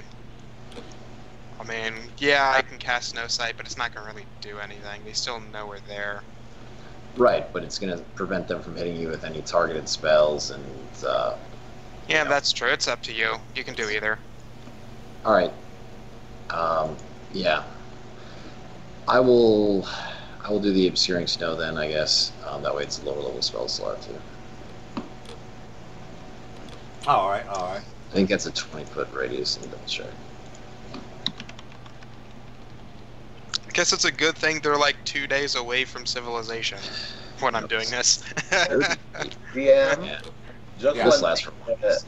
Nelson. Yeah. I guess because they get the catapult and all that and all those fuse engine, they travel slow, do they? Well, yeah, they're. You guys don't have to worry about. Well, the. No, I'm just trying to make a point to you. Yeah, go ahead. You said that we traveled one day. Basically, let's say if they travel at 15 feet around, we do travel over 60 feet around. So basically, it should have taken us half a day to get there. Well, again, I don't know how fast you guys can move, so I have no idea. Our slowest fly speed is 60 feet around, but that doesn't actually matter because the zombie dragon goes faster and they can all mount on the zombie dragon. So our slowest speed is the zombie dragon's fly speed. So what I'm trying to imply is we can do all that in less than a day. Well, I'm not fighting and returning. Yeah. Well, again, I don't know what the travel speed is of the dragon. As a matter of fact, let me put him on the map now that you're talking about him. Give me 1 second. So if you're saying that it only takes, look, I don't know. You guys can figure that out right now. I just got to get this zombie dragon. No, just after the fight, we can debate how long it took us and to go and come back. Yeah. What about that? Yeah, you guys can figure it out. Actually, you don't need to tell me. It doesn't matter to me. All right, so... so, DM, anything in that radius you cannot see anymore, and thus you cannot target. Oh, so, okay. Yeah, you can't charge anything in here. All because right. you don't actually know where it is. All right, that's an area effect spell, right? It's obscuring snow. Right, but I can dispel it, right? Is that going to be a problem? Yeah, you can try. DM? Yeah. Since I'm not with the other, I uncorked my ever-smoking bottle. Okay, well, it's not your turn, so that's... No, it doesn't matter. I can have uncorked it before it's done. That would be a bit of a waste. It only operates 10 feet per round, but yeah, no, that would work. Yeah, it's very, very powerful tool. I thought he was trying to get the initial 100-foot radius or something. Oh, okay. All right, so let me... The initial 100-foot radius wouldn't be bad either, but yeah. All right. I do see it's actually 200 feet, guys. If you want to calculate that, you can like, okay, well, if the dragon can travel 200 feet, then... that's really fast. Yeah, well, then you could say, well, I can travel 5 miles per day, or whatever it is. I don't know. All right, so let me just go ahead and give this to Mr. Slevin. Give me 1 second. Roll 20 is locking up on me. Okay, where is Slevin? I think I'm just going to make a tornado instead of a downward thing, since I realize that this is all I need. I don't need to worry about you dropping boulders. Yeah, exactly. Yeah, this is all you need, so... 1 round of this is going to take care of all we need to do. Yep. All right, there you go. All right, so the whole thing, the thing happened, so they wouldn't charge because again, you guys just told me you can't see, and I said okay. All right, so they're going to go ahead and wait their turn. So let me go ahead and again, so the whole area is filled with some sort of a hailstorm. So they're going to delay their actions? Yeah, delay their actions, yeah. So the whole place is filled with a hailstorm. Am I correct on that, guys? No, it's basically really fucking cold. It's a -20 right now. Alright, so the guys can't move because, again, this happened before their initiative, so they're going to ready their action. Alright, so I'm just going to move them where they were. Alright, and... Ready's different than delay. Which one is it? Well, delay. Because, again, I can't see shit. So I can't... This would have happened, like, long before we happened, because I casted it, like, a quarter mile away. Well, again, you said you were not doing that. Alright, regardless, doesn't matter. Well, I set up, if you said before we arrive, I will cast the following spell, and I put Cold Snap up there. Alright, well, regardless, I am going to have my wizards dispel that. So, here's my, because you just said it's an area of effect. So, But do they know it's a spell? Because all it does is just getting fucking cold. So, what you're saying is, all of a sudden, it gets fucking cold, like, all the time, right? No, I'm pulling your shit. Alright.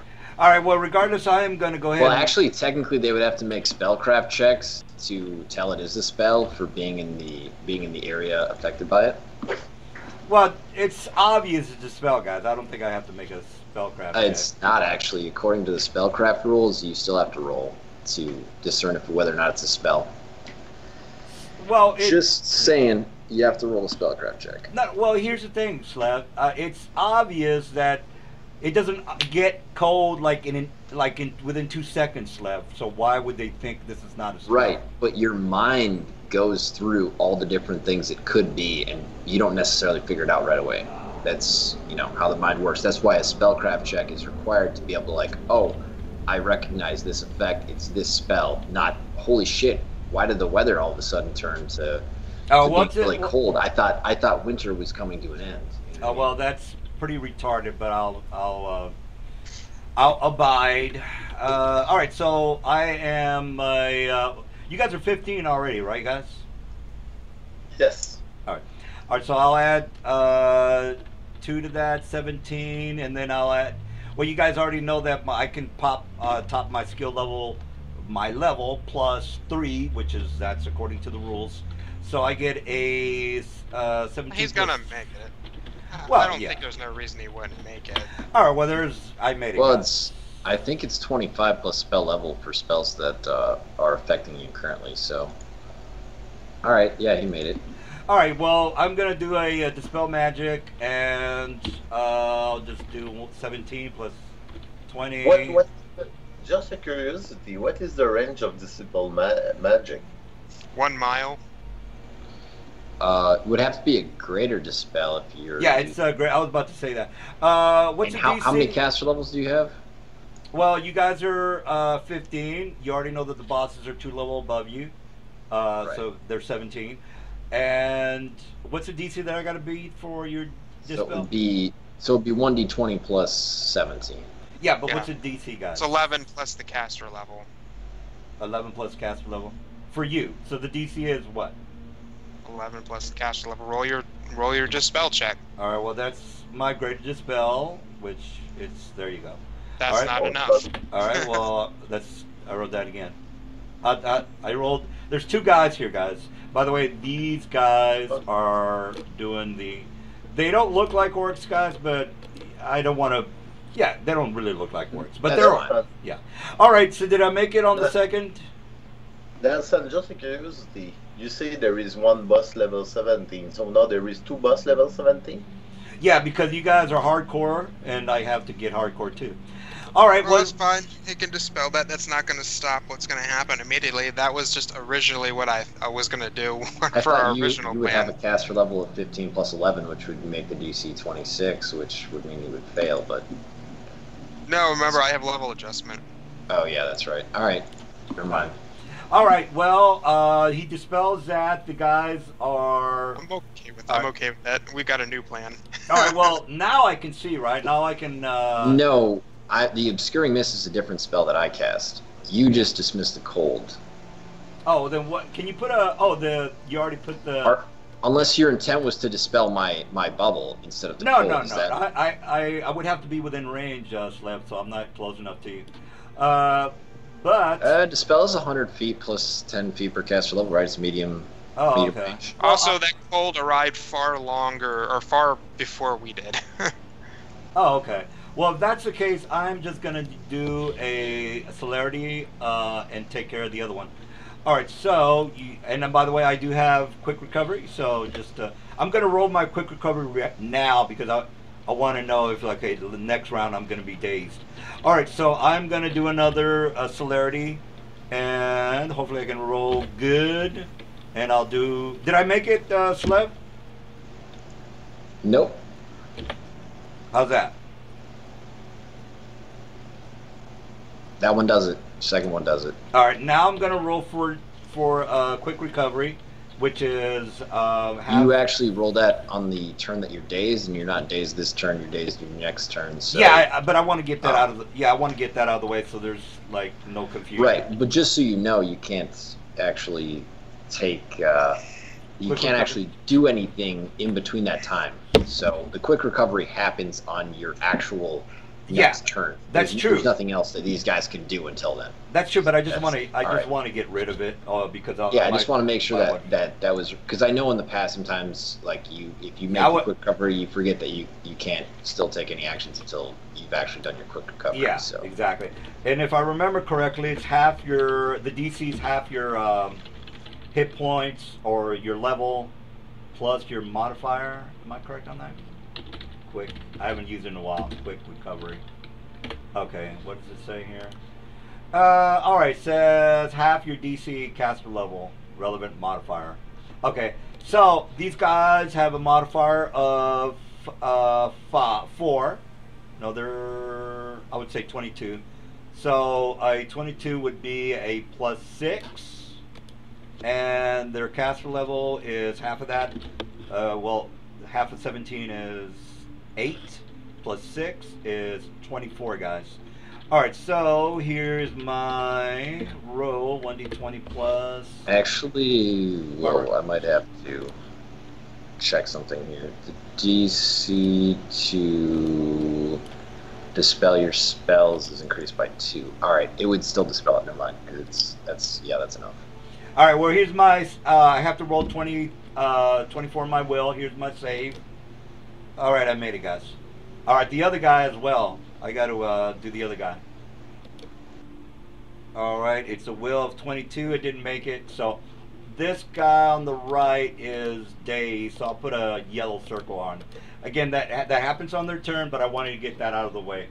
All right, so now my readied hippogriffs or griffins are ready to rock and roll. Am I not right on that?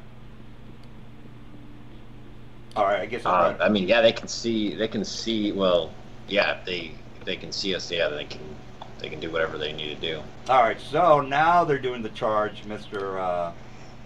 Iron Man. All right, and then the other one. They all have mounts, guys. So my mount will also go. I know you attack of opportunity. If you want to take care of that now, go ahead and do it.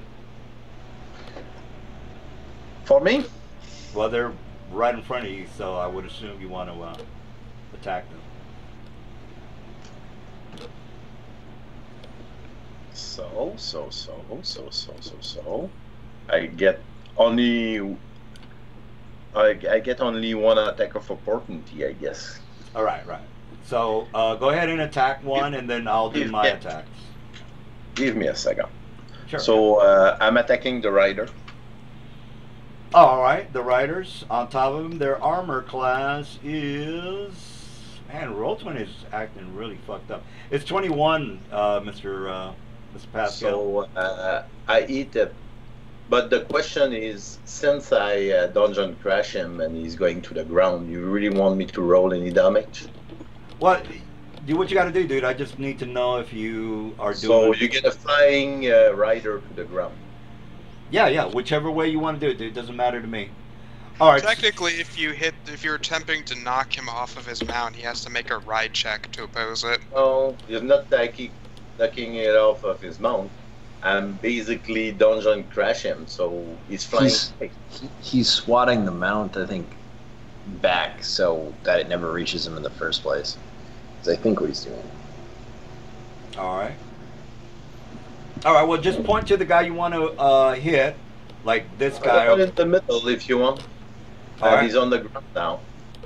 All right. What's the damage? You really want me to roll it plus the foul? Well, how high on the sky are we?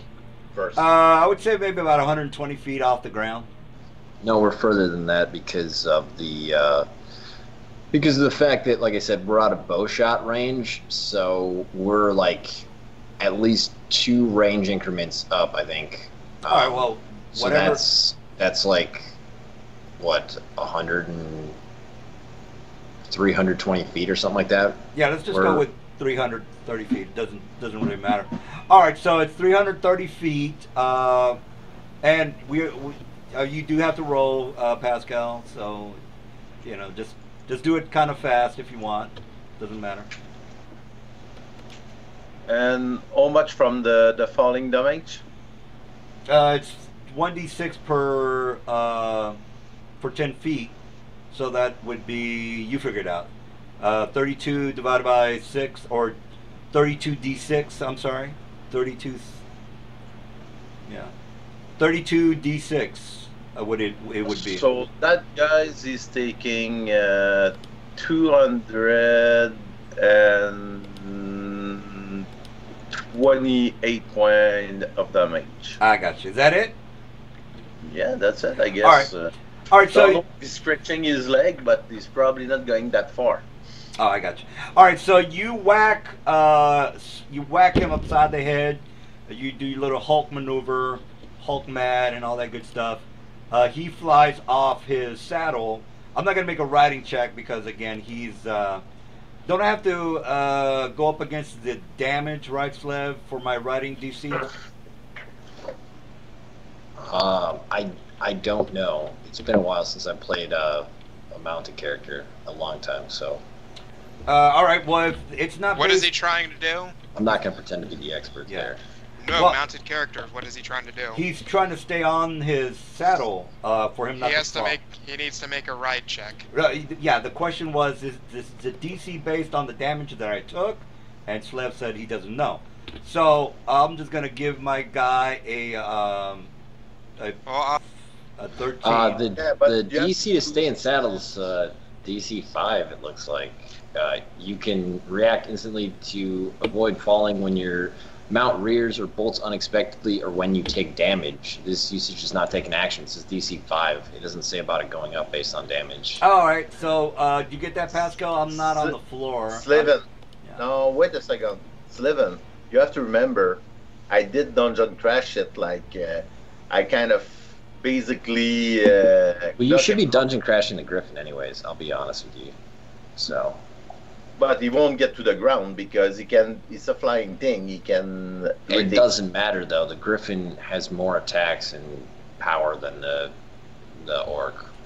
As per Raw, Pascal, I don't fall off. That's the rules. Yeah, mounted knights have a really interesting thing in that unless you're trying to specifically dehorse them, they can make ride checks to just stay in that. You can make a trip attempt to try to remove someone or something like that from their mount, but that's different than actual ride checks for damage. Ride checks for damage and shit are actually not that high, so. The thing that doesn't make sense because basically it's like a baseball bat, so the ball is going away. So I don't know if he's flying with the Griffin because he holds to it, but is he going? Well, I mean, I guess nothing's stopping you from doing the bull rush check. That's true. He would still have to try to resist you to not get pushed back if you did a dungeon crash on him. He would still have to do an opposed strength check on that. That's true. But I mean, I don't know why you wouldn't just hit the Griffin and send both of them back. Well, you didn't say that, guys. All right, so now we know what how the rules work on. So you still have to make an opposed strength check because, like I said, I guess he's dungeon crashing you. So that means that the ride check doesn't matter. The bull rush check is what matters because he hits you. All right. Well, I can go with that. All right. So what's the?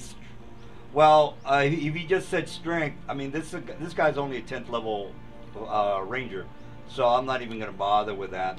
All right. So again, just because you have a really high strength and I don't. Actually, you know what? I have to roll it. I was just telling you that you have to roll it, so I have to roll it as well. All right, so my plus is only like a +4, so of course I'm not going to beat you, but I still have to roll. All right, so here's my 19, and if you want to roll, that's fine. Doesn't matter to me. All right, so is that it, Mr. Pascal? Not very good mounted riders if they're not using the mounted fighting feat. Well, yes. Again, even if I had that feat, Mr. Silver, I think the bull rush would still have him get off. Am I correct on that? No. I'm just mounted combat allows you to make a ride check in place of your armor class when you're hit to avoid an attack entirely. Oh, yeah. I wasn't aware of that. No, it's just for your mount. It's not for you. Oh, is it? It lets you, replace, if somebody targets your mount, you can use your ride check as AC to negate the hit, but he's not targeting the mount, he's targeting the orc riding it, so. Yeah, no, he's fucked then, he's trying to dehorse him. Alright, so, again, I was not able to stay on the horse due to the fact that he's doing a bull rush on me. Alright, so I'm going to go ahead and attack you 3 times. Here's my first hit. I'm doing a pounce maneuver on you, by the way. So here's 1, 2, and 3. 1 in the middle, 1 in the side. Is that 3 of them? Griffin does a full round. I think I need another one. Alright guys, so the first one does a full round, and then bite, and then the rake, and then underneath that on a 34. Well, basically what I need to do is hit above a 40, right? Or 44? 43. 43. All right, well, one of them does bite you for 23 damage. That's the... And then the 44, if you said 43. So yeah. Well, you can read for yourself, Pascal. You don't need me to 49 damage. Good. Okay, good. All right, so that's going to be it for my mounts. Oh, and there's 2 rangers on top of the mounts. They're probably not going to hit you, but I still got to try it. I might hit you with a critical. All right, so there's 1 orc ranger does a full round, and here's another one. There are no actual rolls, are there? Okay, never mind. Yeah. Orc ranger does a full round. I hit 29. Oh, I critted you on that 38. So let me confirm the critical. Actually, the second roll will confirm the critical, Mr. Pascal. So if you go down to the second one, the second attack, I rolled a 24, which is not good enough. All right, so that is this guy here, or this guy here technically. Right here.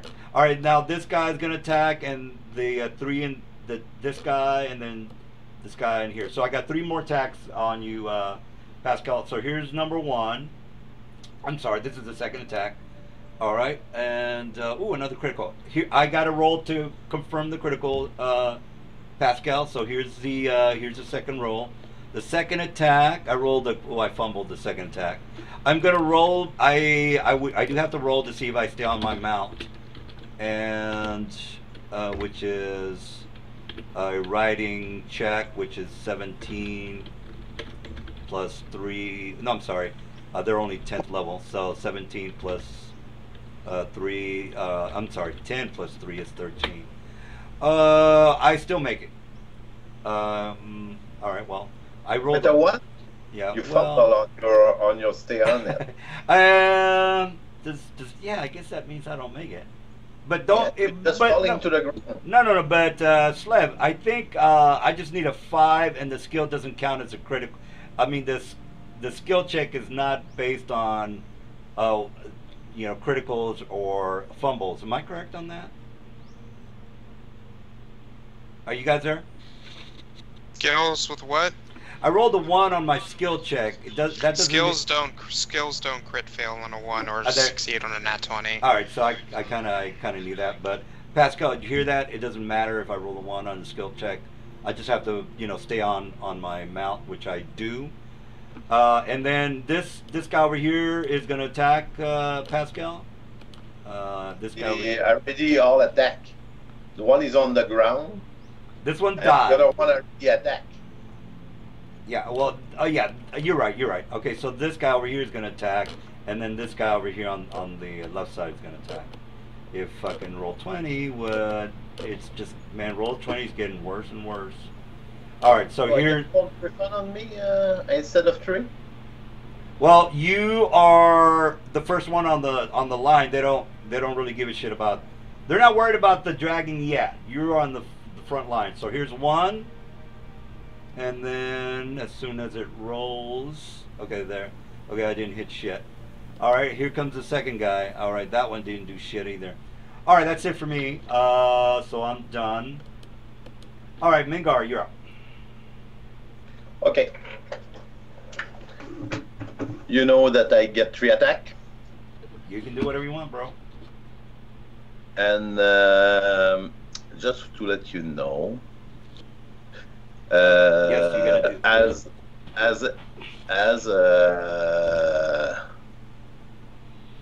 I get one skill called sweeping strike that I get. Yeah, sweeping strike. That means I can let me read it just to be sure I know that sweeping.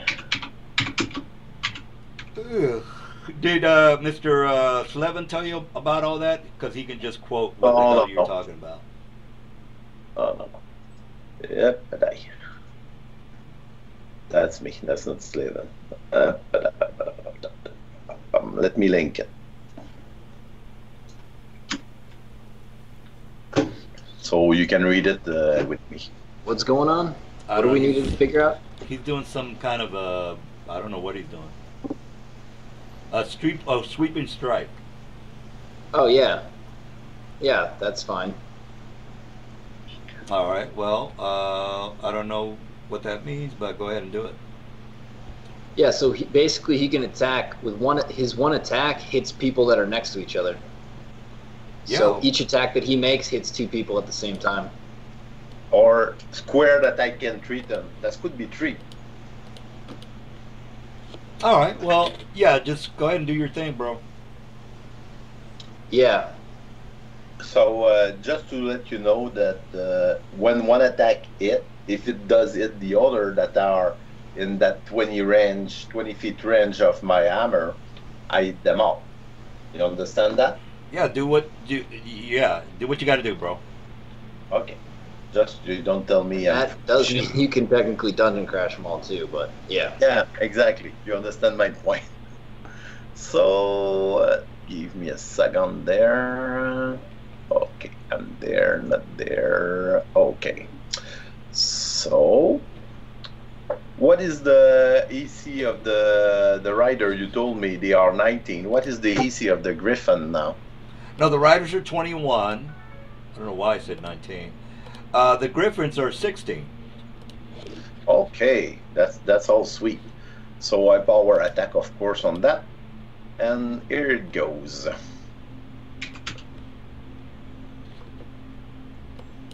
So it does it. Everyone. Uh-huh. You're attacking the Griffins, right? No, I'm attacking everything that's in 20 feet range from me. Okay, well that doesn't really. They all the 5. There is 5 target on front of me, and the one on the back over there. Where is he from me? This you guy say that he attacking me, so he must be beside me. No, this guy over here. There. This one there. Well, can you point to it? I don't know who you're talking about. You see it now? Yeah. He's not beside you. He's way the fuck over there. But how did he attack me? He attacked you with a ranged weapon, with a composite longbow. Okay. So let's talk about the 3 griffin and the 2 rider in front of me. Yeah. Here's my first attack. Damage. All right. Give me 2 seconds. But I get that sheet of mine. Okay. Man, last night I went out with my nephew. Woo wee. I was like, God damn. Got wasted. So they all take they start by taking all 55 points of damage. All right.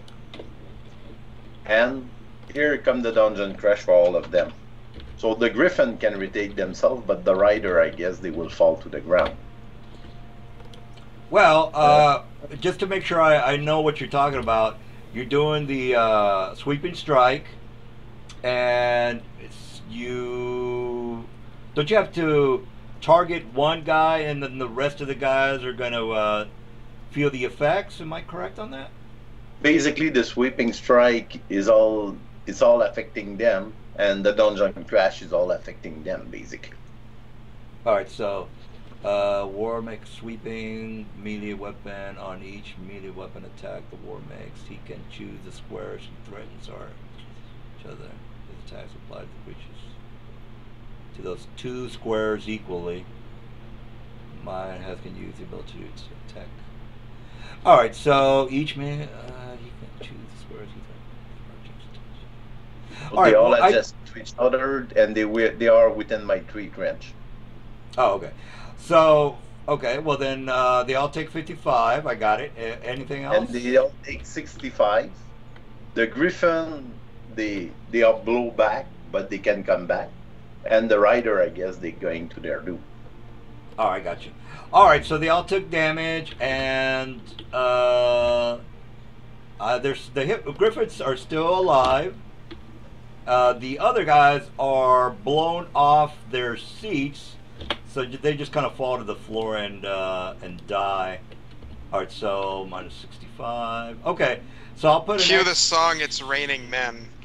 Well, they're technically they're technically orcs. So just to make a small resume, the griffin have 120 point of damage on all of them, except the one on the back with the rider. Yeah. Oh Lord, it's raining man. All right, so yeah. All right, so is that it for you? I guess so. No. Sorry, I'm forgetting my 2 remaining attack. So here they will come. Sorry for you. So let me quickly resolve that. So the second one will be plus 15. Yeah, here. So the griffin, you said they had 16? It's right next to the griffins. We touched them. And here come the last one, so we touched them also. All right. Well, just let me know which one you're attacking, okay? A sweeping strike. It does to all of them. Oh, okay. Well, then just give me the damage then. What I will do. So they get 118 and an extra 118 each. 118? On top of the 120, so that's made 238. All right, so they're all dead. Okay, I got it. All right, is that it? Yeah, no, that's it. All right, so Trayvon, you're up. Okay, so I'm just gonna make this really quick and simple. I'm gonna throw down a control wind spell since both of them are technically stunned. Those wizards are technically stunned till their next turn, or not time, dazed.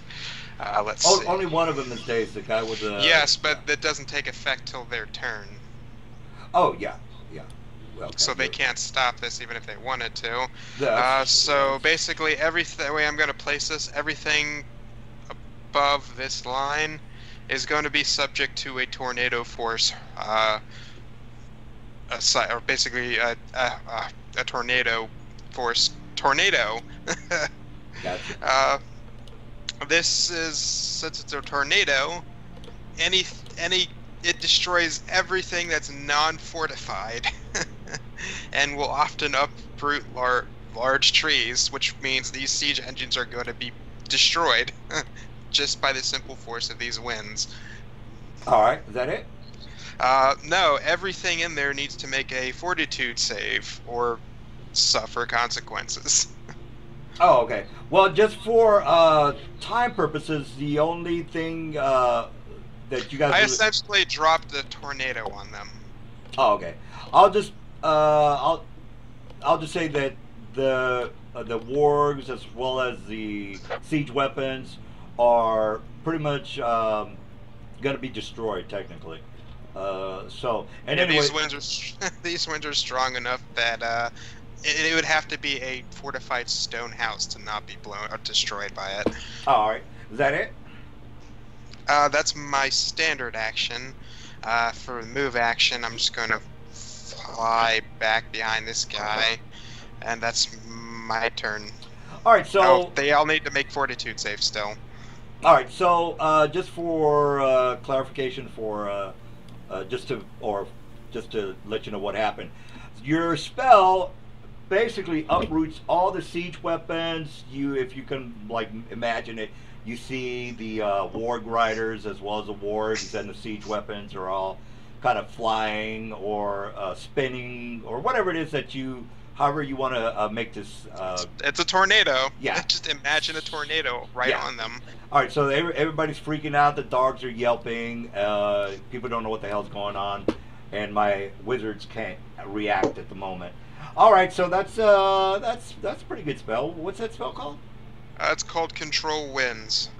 Oh, all right. Geez. It's a druid spell. All right, Azrael, you're up. It's a new round, and what are you up to? I don't know that I need to do anything. Those casters need to make their fortitude saves, I guess, so I know. Everything needs to make their fortitude saves. Okay. Because I need to know if they're basically gone bye-bye, or if they're somehow miraculously still hanging around. All right. Well, let me make a save on the. Yeah, I forgot to do that. All right. So here's a save.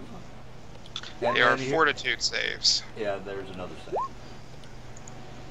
Okay, so those are the casters. Those fort saves are not enough.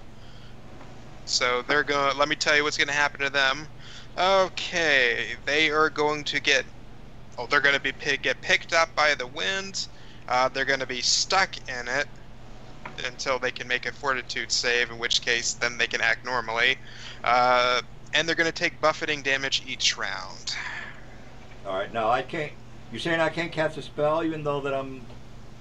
You can make a fortitude save to essentially stabilize yourself every round. You can't cast the spell because you already used your celerities, which cause you to be dazed, which will not... Your quick recovery that you rolled for doesn't come into effect until it's on your turn, and you are currently dazed. So right, yeah. It's not your turn yet again. Yeah, I know, guys. So you still haven't recovered. Yes, I know that. I'm just saying, when my time is, when it's my turn, I can't just make a regular spell. I have to make a fort save in order to cast a spell. Am I correct? You're basically stuck in these winds until you can reorient yourself, which is what a fortitude save is. It's essentially the same effect as you're stuck in what amounts to an elemental's whirlwind. Can I grab a magic item and do something? No, because you're being flung around in a tornado. Well, I get that part, but I should at least be able to go into my pocket and fucking, get something out, right? Even though I'm like being thrown around like a rag doll, I got that part, but that shouldn't hinder me from putting my hand in my pocket and taking a magic item. Just a question for you, Nelson. Yeah.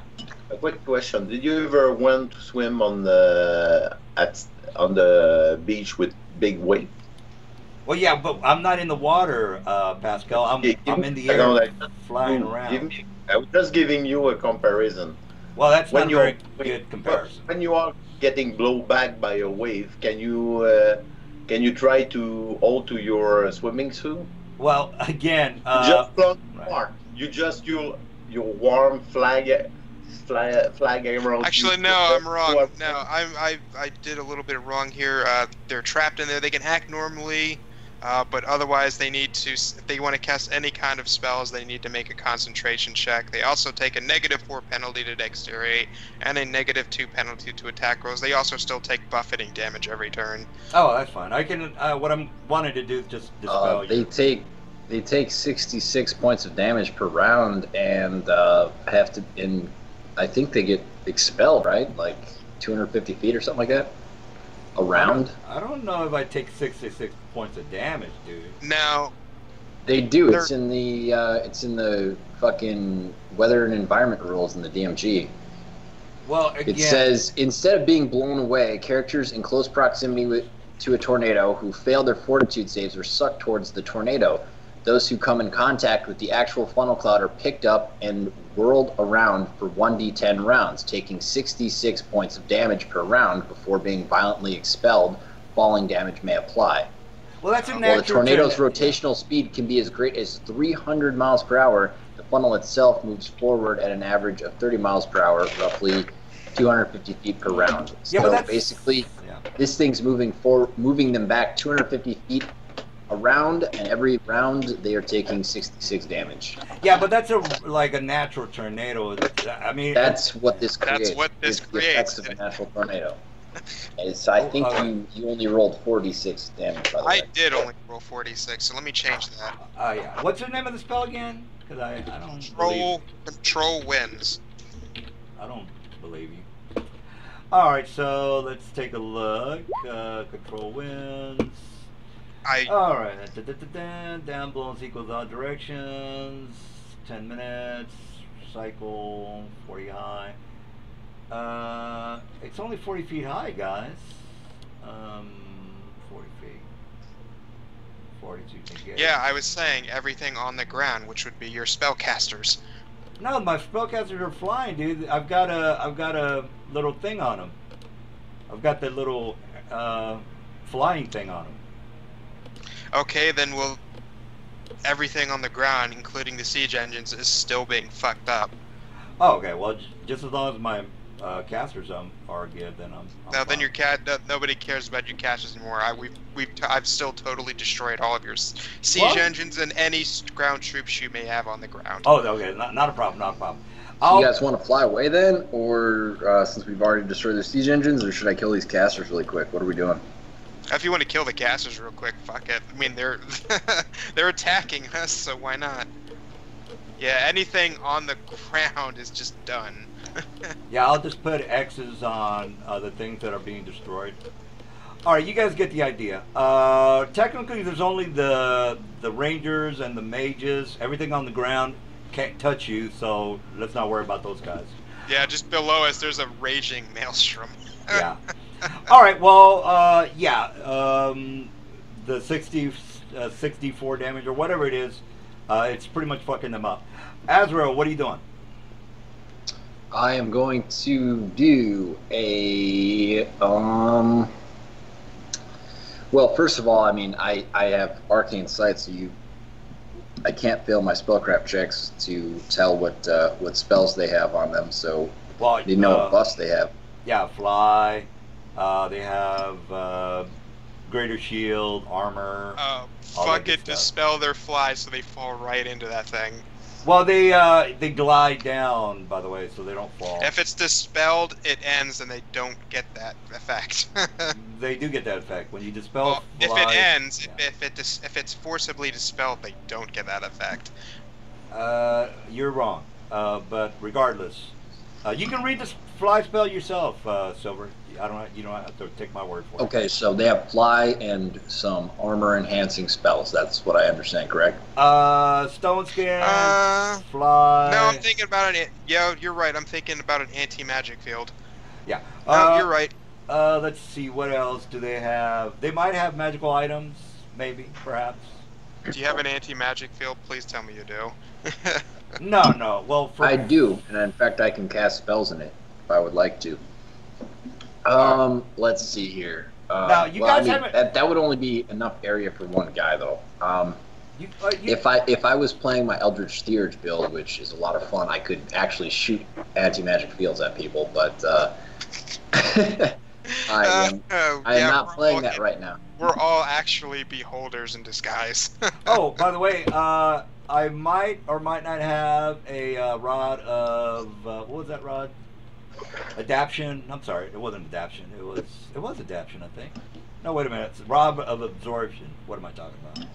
I might or might not have that. Actually, I don't want to overuse that item. That should be a rare item. So I'm gonna roll for it, guys. Since it's a rare item, I'm only gonna give myself a 20% tile to say I might have it. Actually, I shouldn't tell you guys this, so I'm not gonna roll in front of you guys. I'll roll as a what is the DM roll, guys? DM roll. /GM roll space whatever. Oh, GM roll. Okay, GM roll.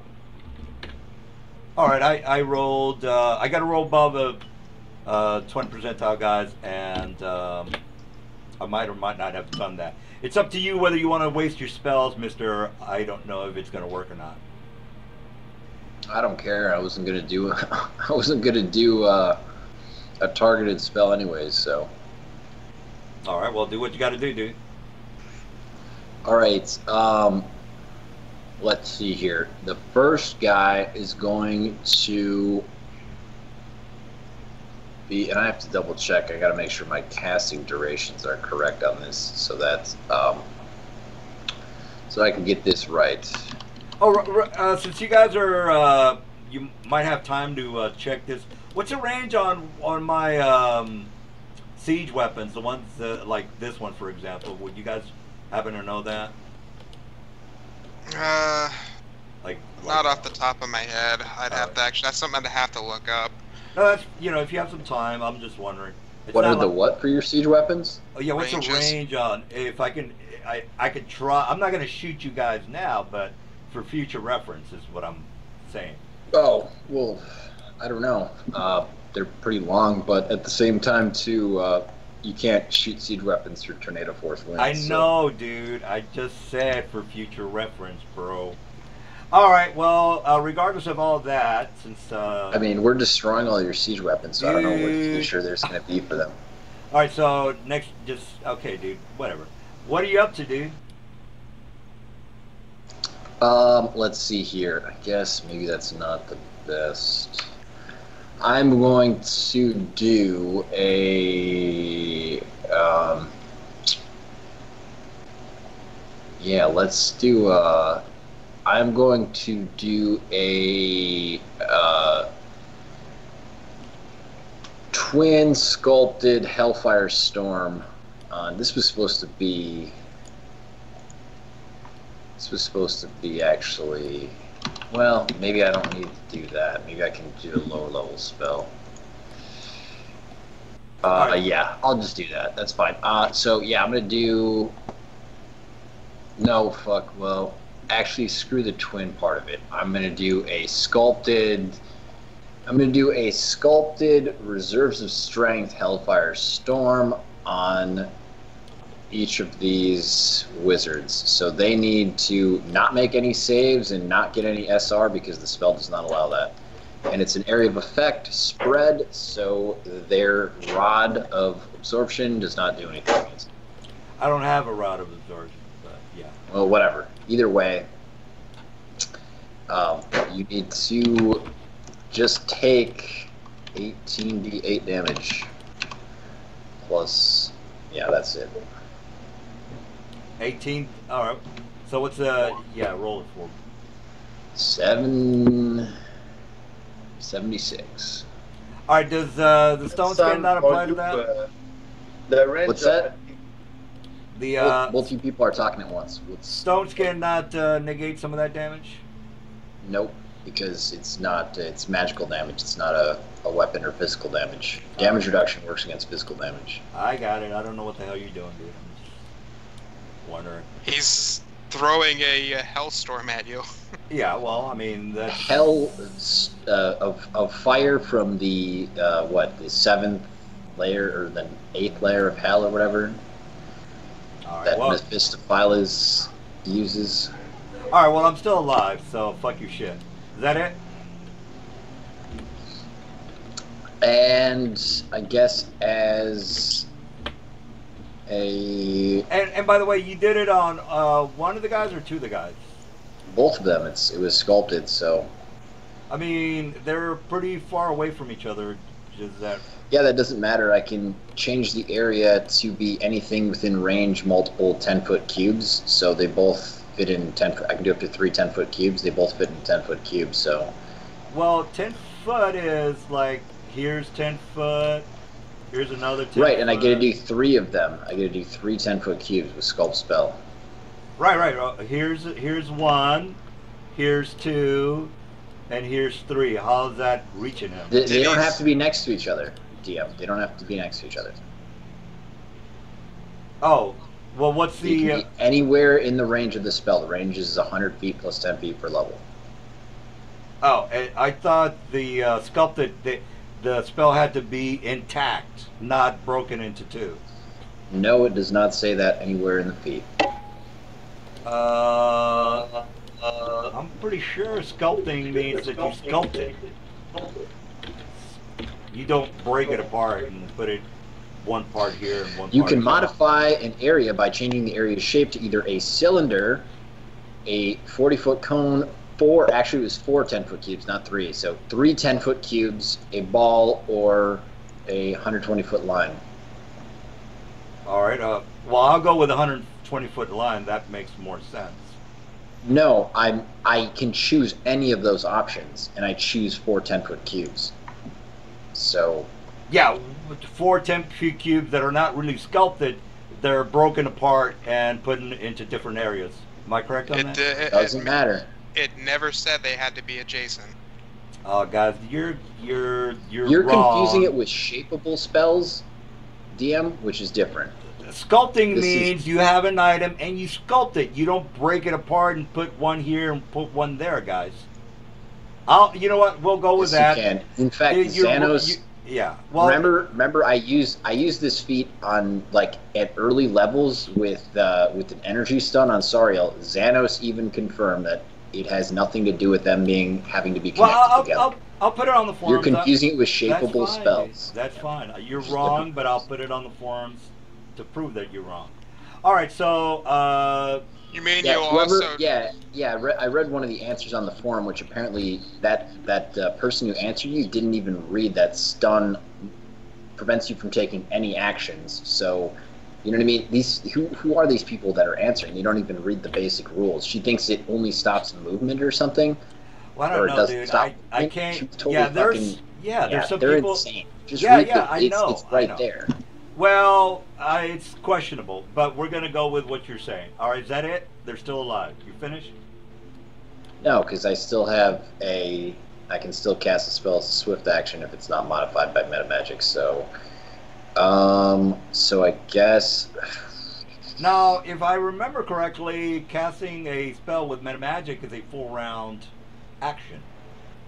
If you're a With- spontaneous caster. If I'm a spontaneous caster, and I have, like I said, Arcane Spell Surge up, which reduces that to a standard action. All right. All right. Well, let's go, bro. So I am going to then hit the non-dazed guy, I guess, with let's see here. He's still alive, so it would be a good one to hit him with. I don't even know if I have range on these half of these. Well, he's a finger wiggler. You can always hit him with something that requires a fort save. That's true.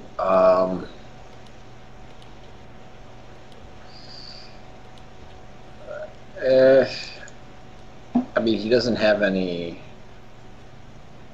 effects that would. What's this? You know.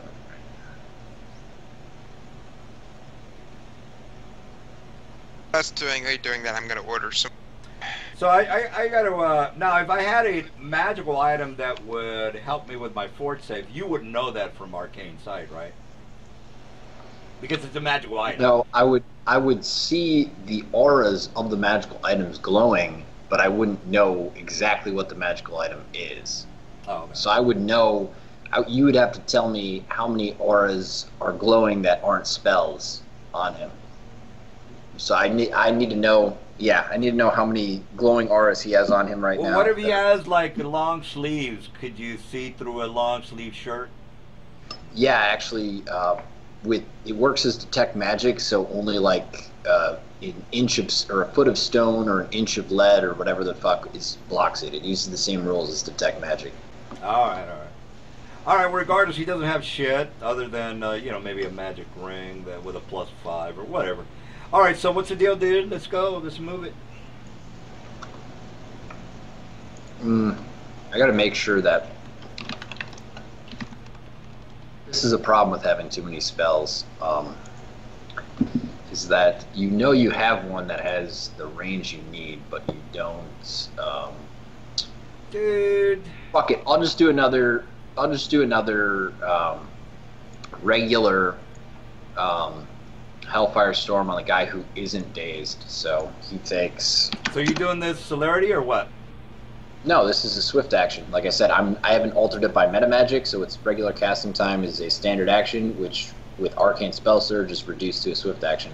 Right. But the spell has to say this is a swift action spell. No, Arcane Spell Surge modifies all spells I cast in a round. Oh, wow. All right, well, let's go, bro. Do what you got to do. So he takes. Actually, I might as well just to guarantee it. I might as well do this one reserves of strength as well. So, all right, he takes another 70 damage. All right, so he's dead. Is that it? Yeah, that's it. And then I guess I gotta double check here. I take. I take 2d6 damage. Okay.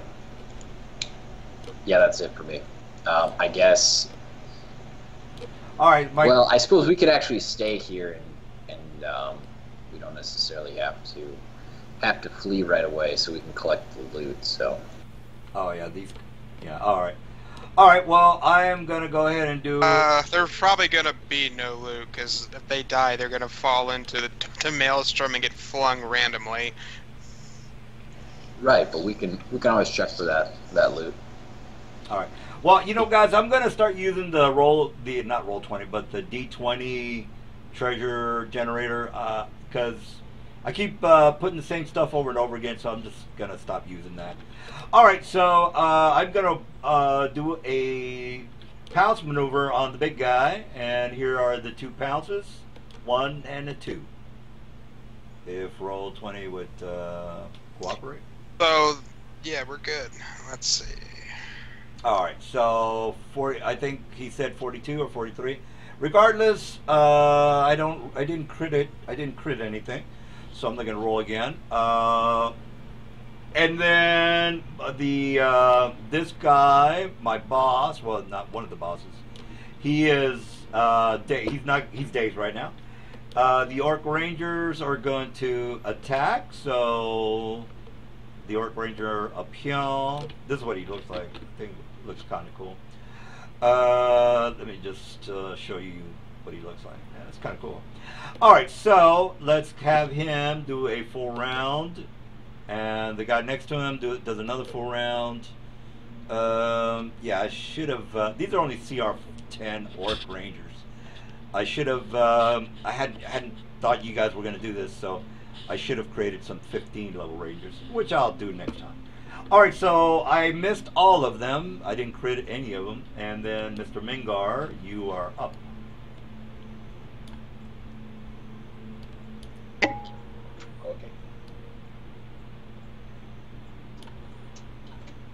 Right, Mingar, go ham. Right. Give me a second. Okay.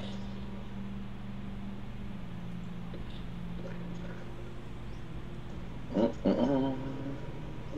Now these guys are not adjacent to each other. Yeah, but I get 20-foot reach, so they are adjacent. Well, they have to be adjacent, Pascal. No, they have to be in my treat range. They're not adjacent. I think they do have to be adjacent. Yeah, they do. Well, that's what that's what I read. I thought I read that. It says the two squares have to be adjacent. Okay, so basically, now you can attack that using that. It means you can attack the Griffin and the Rider at the same time. Yep. Yeah. So I'm going to target one of them as.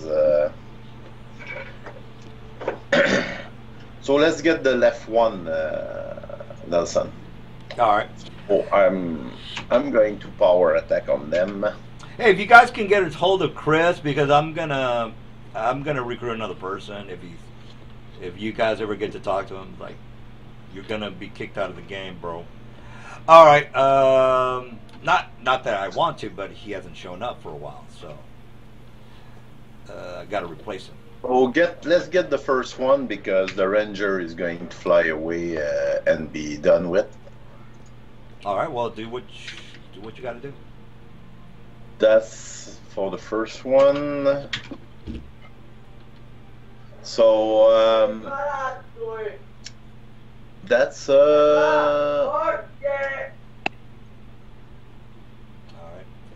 All right. Somebody's so upset. 130. 130. Okay. On each. All right. So 130 on the rider and 130 on the. But the rider going to the ground. All right. Well, yeah. He basically. Griffin 17. I think it was 16. You say did it? Yeah, 16. Yeah. So it does touch. Well, you already attack. Yeah, I get attack, buddy. Well, you already. Get attack. Well, I swept. Yeah. I swept on the first one. Well, that's I swept on the round. So there is only one target left, but I get still 3 attack. Well, 4d6 and then 8d6. That's 3 attacks, right? That's no. Your first attack would hit both of them, and then your other 2 attacks would hit the whatever one is still there.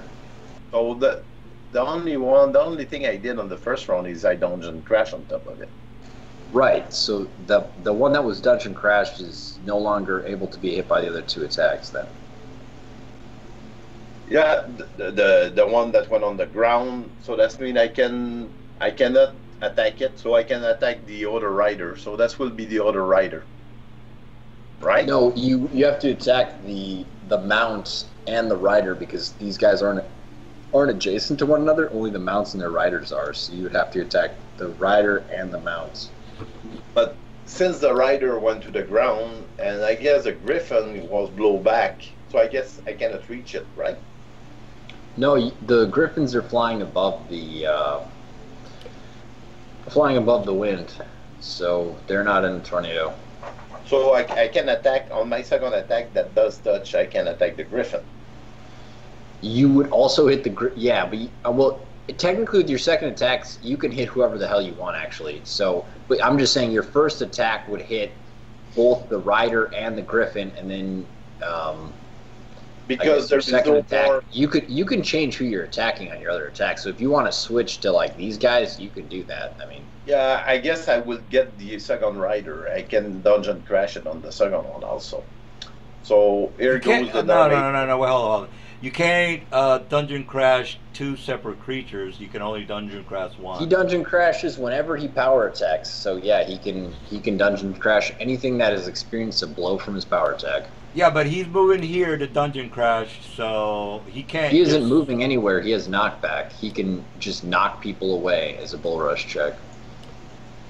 All right. So he did a bull rush on this guy. So and the griffin. And the griffin. Yeah. And then you're saying he's going to do another bull rush to this guy? Only the rider. I cannot get the griffin, I guess. I cannot swip because they're not adjacent. So it's only the rider and the griffin are both adjacent to each other. So I can sweep on. So the attack apply to both of them. But the question is, does the 17 hit the rider? I don't think so. So it's only hit the griffin. So that solved the problem. I cannot dungeon crash the rider, but I can dungeon crash the griffin. I don't know anything about the ACs, so I'm just saying that your single attacks can apply to both rider and griffin because they're both adjacent to each other.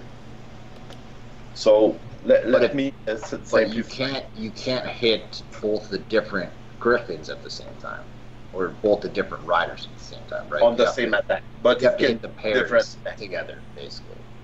Yeah. All right. So let me simplify it for you, then, son. So it makes sense. Well, what I want to know, real fast, just answer the question here. The 46 plus 43 is the dungeon crash, right? Okay. The first attack. The 46 plus 43. The 58 plus 72. Yeah, well, let's worry about each attack.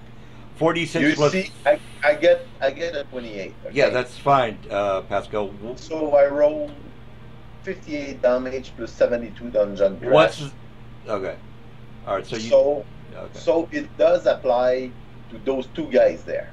Okay, yeah, that's fine. So one is flying to the ground, so that's 130, right? Yeah. Okay. The second attack went on them. Oh, okay. So the 17 doesn't touch the rider, does touch the griffin. Okay. All right, that makes sense. All right, so what's the damage? So the first griffin that's still on the air without a rider got 130, and the second griffin let the rider get 140. 124, sorry. Oh, yeah, 124, I got it. All right, is that it? Yes, it is, and it's in my round. All right. So, Mr. Trayvon, you're up. Okay, let's see. This guy's in range here. I'm going to see about putting some damage on this other caster here. Flesh to salt. Hey. So he immediately takes 16 points of damage, and I need to know, DM, if that's more than half of his current hit points. He needs to make a fortitude save. Who you talking about? The mage, right? Yes. You want me to make a fort save, right? If that's 16, he takes 16 damage. That's nothing reducing that or anything. But if that's more than half of his current hit points, he needs to make a fortitude save. Oh, that's more than half. Okay. If it's half or more of his current hit points, he needs to make that save. Okay. All right. So, well, he has 27 hit points, so that is more than. So half. So he needs to make a fortitude save, or he completely crystallizes into a salt statue. Okay. Fort save. That is not enough. He is turned into him, but not his gear, is turned into a mindless, inert salt statue. All right. And it's an instantaneous spell. All right. Well, can't do anything about that. All right. So I guess we're kind of done, guys. So. All right. So all these guys are 10. Yeah. Right. He's gonna fall, which is gonna shatter him, which means we all know we can't put Humpty Dumpty back together again by breaking that enchantment. I got it. All right. Well, that was kind of like an easy fight. Well, maybe not. 5 hippogriffs. Oh, actually, I'm sorry. I still got this guy. So we're not done. So is that it for you?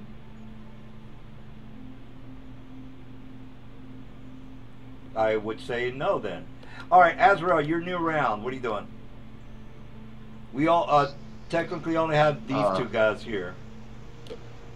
Oops. Let's see here. Man, somebody really... God damn it.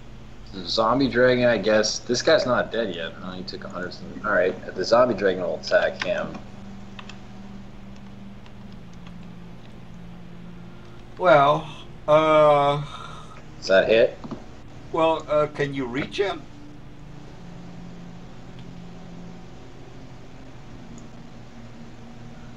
I guess it wouldn't matter either way. He can charge as a partial action because he only has a standard action every round, so.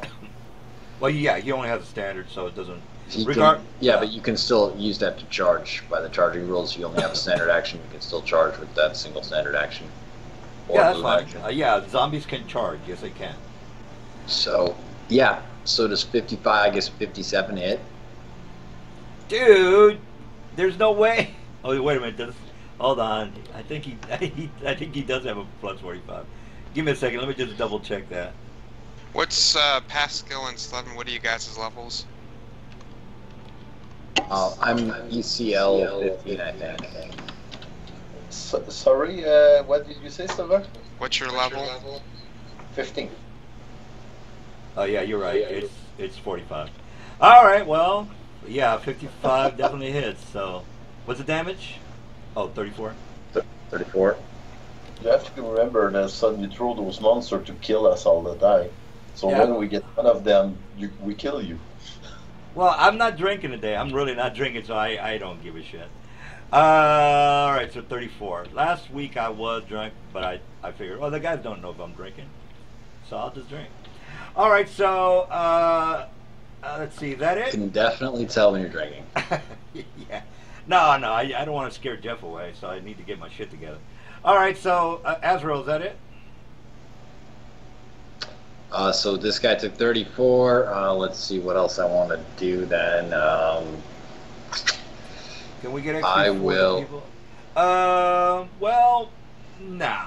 I mean, I don't want. No. They're too low. Man. Yeah, they're kind of low.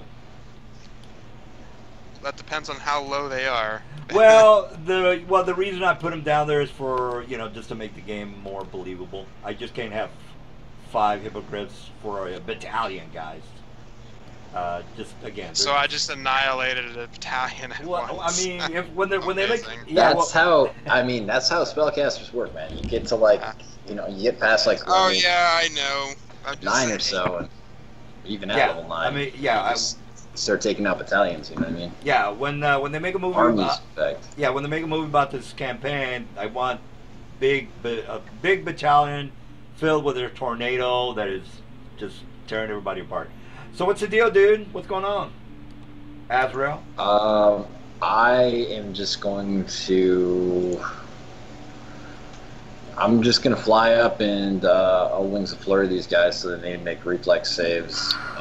And Which one, the left or the right? both of them, they would both be within 30 feet. So The Orc Rangers, they're the same CR as the Griffins, you said, right? Oh yeah, don't forget. or Ranger would also need to make that reflex save. Yeah.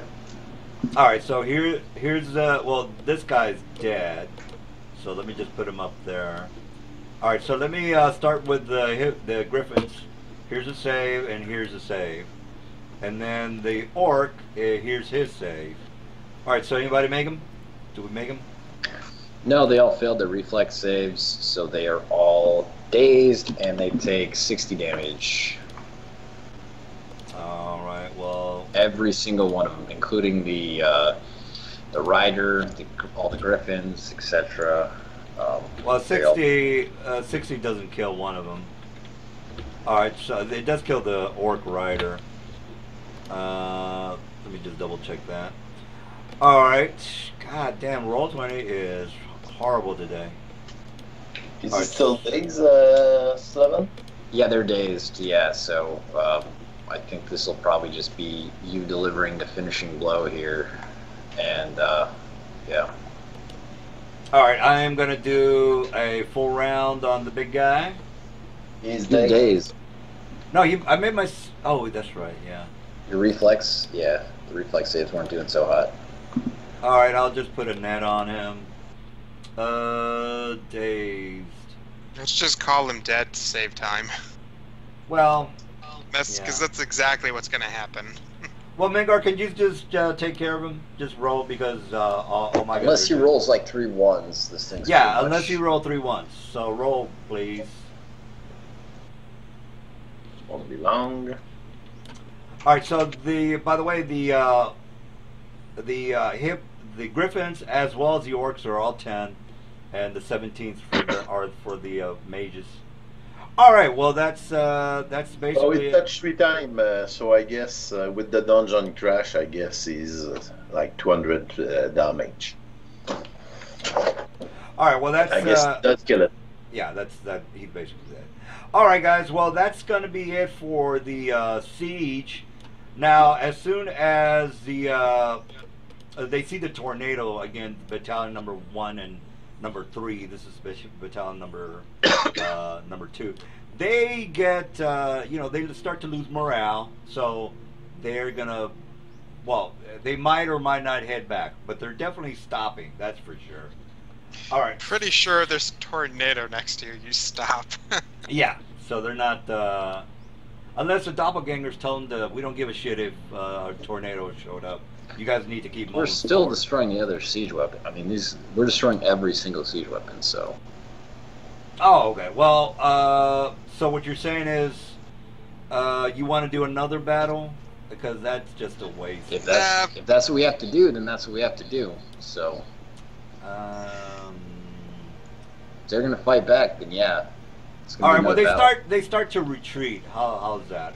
I really don't want to do another fucking siege battle, to tell you. Well, then I drop rocks on their siege weapons as they retreat. Fuck that. We'll just do a pass by, and I'll do my casting as we fucking fly by. That'll destroy it. All right. Well, regardless if throw the rock, they cannot disable magic the rock falling down. No, we can make this fast. We killed the bosses, so we probably killed the mages with the group. So no, we're not going to get experience for foot soldiers, obviously. Well, yeah. We just throw the rock from 2 kilometers above on them until they are squish. Oh, you know what? I forgot the fucking hippogriffs in the back. Well, forget about that guy. All right. Well, yeah. Just let's just say you guys destroy the siege weapon, and their morale is basically gone. They start to move back. So if you're imagining things, you see the orcs kind of freak out with their big ugly heads, and they start looking up at the sky, and whatever it is that you guys are saying that you're doing, which the rocks dispel and they turn into boulders, and so on and so forth. So again, that happens to the majority of the siege weapons. You might miss 1 or 2. It doesn't really matter, guys. So you might miss 1 or 2, but the morale of the soldiers is pretty much been destroyed, so they all start to retreat. And again, it's just mayhem and orcs just running back to the east. All right, so you demoralize the battalions. You destroyed the majority of the siege weapons. Again, they're not going to grab the siege weapons and take them back with them because, again, there's tornadoes and shit. They don't have time for to try to save the siege weapons. That's all right. So Can we solve the story of the distance? Because they were traveling at 15 feet around at the most. Oh, well, you guys can figure that on your own. You don't need me to calculate the speed. I think with the dragon, roughly, it's only half a day since the meeting took place in the city, and we are back. Well, I technically don't know. I do have a chart for the movement, so let me. Yeah, we got 200 feet of movement per round. With the, in fact, I think dragons actually have special rules for flying extended periods of time. They actually go like faster. I don't know, dude. I'm just trying to, placate to Pascal's question, which I'm basically. Not... I think roughly, if you want to rule it, it's basically half a day, and we are back.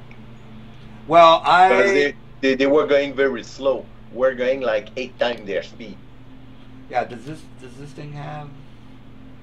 Okay, no, that's not it. All right, if you want to get technical about it, I guess we can get technical. I didn't want to waste my time with this, but Hey DM, you know what? Funnily enough, the weather page said that 30 miles per hour is roughly 250 feet per round. So we're going like what? So let's divide that up. It's 5 times 50. All right. So we take away 1/5 from 30. All right. Okay. Well, all right. Well, there's a chart that I was looking for, guys.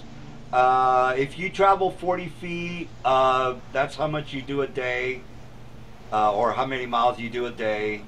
So basically, because they are the war machine, they travel it in 2 days about 24 miles, right? 2 days. Yeah, we travel at 24 miles an hour. Yeah. So no, then they walk at about 15 feet because they had war machine. So let's say they were 24 miles apart from the city. No, they were 2 days away, guys. 24 miles is not. It's more than that. Because they travel about 15 feet. They had war machine. Oh, we travel 24 miles an hour. All right, and let's just say half a day, guys. You travel pretty damn fast. 200 is pretty fucking fast. All right, so regardless, it's. So how far out were the siege weapons? They're about 300, 350 miles away.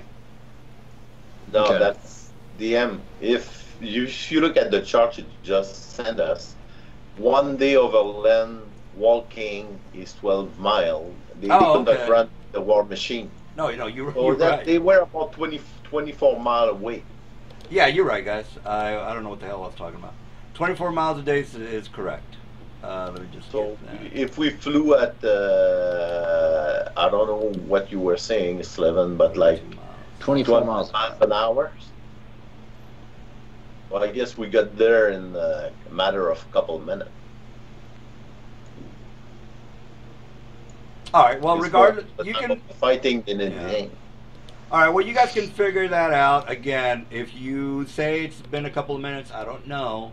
You tell me. All right. So, because I'm not gonna, spend the time trying to calculate how far you. I know you guys can move fast. All right. 200 feet for the zombie dragon is pretty fucking fast. So if you say 30 minutes or an hour, that probably makes sense because 200 feet per round is pretty fucking fast. All right, so regardless of that, it's the same day. All right, guys. So let's just say it's the same day. So you guys demoralize the orcs. They are retreating. You destroyed the majority of the siege weapons, which is what you're supposed to do. All right, so what's the plan? Go back and do another mission, or because we still got a little bit of time. Majority, we were gonna blast them all. Well, you blasted them all. Remember, guys, I mentioned that you guys destroyed the majority of the siege weapon. No, not the majority, all of them. Well, all of them. All right, so we're taking out all the siege weapons. All right, so all of them, you take out all of them, and the majority of the orcs that are on wargs and things like that, they're moving back. So you can chase them down and kill them all, which you're not going to get any experience. Or you can just say, okay, we did our job, we're going back to the city. All right, so again, you can say you're killing them all. That's fine, I don't care. You're not going to get any XP because I'm not going to do another fight of a bunch of. No, that's all right. Yeah, you got there. Right, except for the XP. Come on. Yeah. All right, so what's the plan, guys? I gave you the 2 options. Actually, there is no options. You can either, go back to the city or just turn everybody into zombies and invade the city.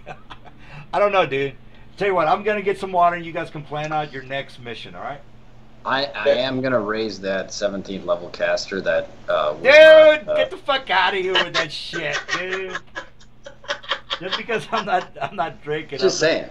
I'm not gonna fall for your shit, bro.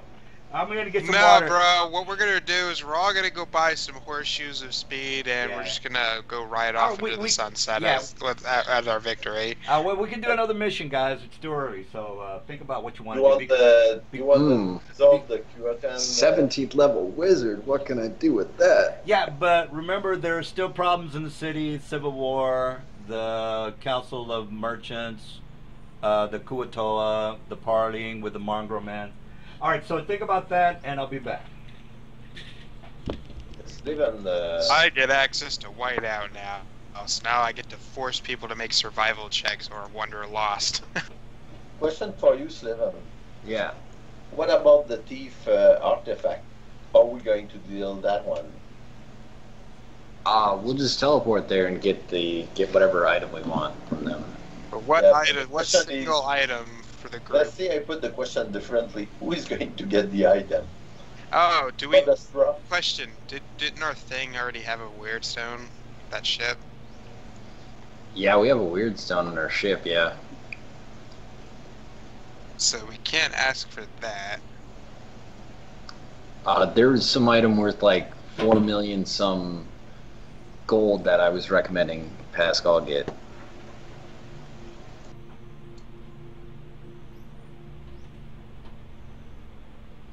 And what's that? We could always sell it, I guess. Just sell it and get the 4 million gold or something. So basically, it's bracer of resonance less might. But you know, I don't know. We may get the pick for an artifact later. I'm not sure. It's quite of draining all the money toward me. I don't know, you guys, what you think.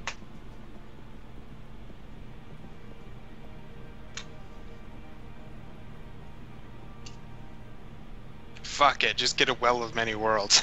Just throw everything into it. What does that one do again? I'll send it to you.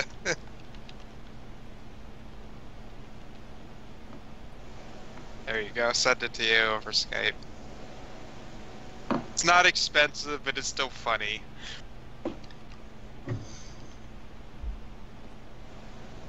If we need to get rid of people, just chuck them inside of it.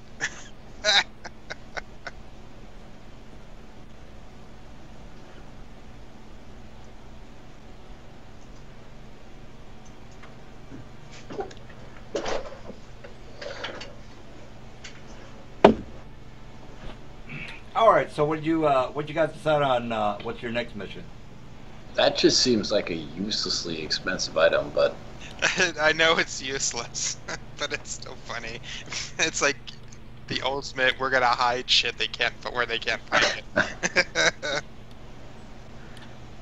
All right. So I'm not gonna put the dragon on the city streets, Mr. Dragon Man, because you already know they're not gonna like that. No, it just goes back into the ship, but I am gonna have a 17th level wizard with me that's a ghost. I don't think you can create a ghost, dude. Yes, I can. My caster level is high enough. So use create undead to create ghosts. Isn't that a 9th level spell? Create undead? Nope. All right. I think you might be thinking about like awaken undead or something. Yeah. All right. Well, regardless, do what you got to do, dude. Get the stats.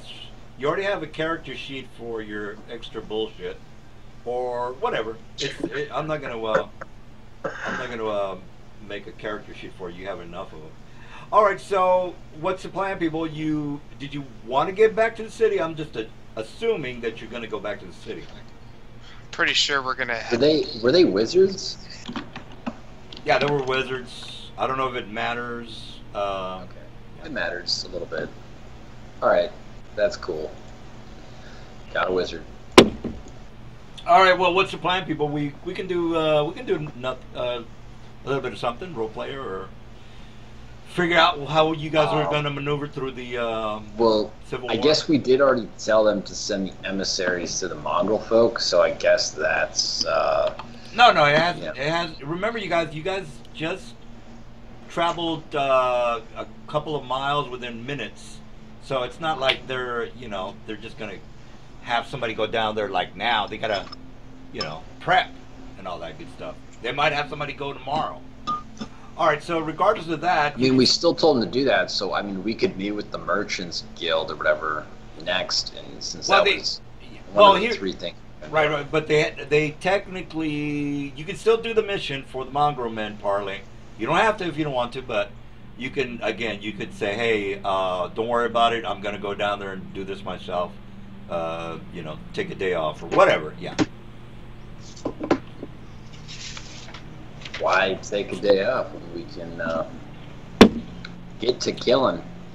Well, I don't know, dude. Exactly. I'm just thinking maybe you might want to talk to the Mongrel Men. I don't know. All right, regardless of what you want to do, can we get started? Could be interesting, but we kind of did already tell them that we were going to. Well, you're the. We were going to have them take care of it. So you're the polymorph king, dude. So you can do whatever the fuck you want. Hey, nice. Yeah, I say we go try to meet up with the Merchants Guild and see what they're doing. Now, by the way, the king might really be alive. I know you're fucking around pretending you're him, but he might. I mean, do you give a shit? I'm just, No, not really, actually. I just wanted to complete the mission for the Shadow Thieves, like I said, or the Shadow Lords, or whatever they are. And, yeah, I really actually don't care about the... If it really comes down to it, I can locate the king as long as we have his possessions or whatnot, but, I just threw that out there for you guys. I mean, you would have... I'm just saying, I have greater scrying if we need it. Well, I think if I'm not incorrect, well, you might. Yeah, you could probably get something from him. All right, but if he's got mind blank, you already know that shit's not going to work. All right? So it's like, well, why would he have mind blank? Well, there's a couple of different ways to give somebody a mind blank. All right, so guys... normally you don't protect your own captive from being mind controlled. Well, yeah, but if you dominate the motherfucker and, And then you cast a mind blank on them and they're no longer dominated, and you're like, why did I do that? Well, mind blank has nothing to do with being dominated, so what are Yes, you it talking does. It prevents any mind affecting spells from... All right, I put him in a jail cell and I mind blank his ass. There. You happy now? All right. All right, so what's the plan, people? I'm not saying he is alive, but you might. Fuck him. Yeah. I mean, we... All right, we have somebody who says fuck him. What about the rest of you guys? I know you're probably going to do whatever Slev tells you. I don't even know why we're involving ourselves in the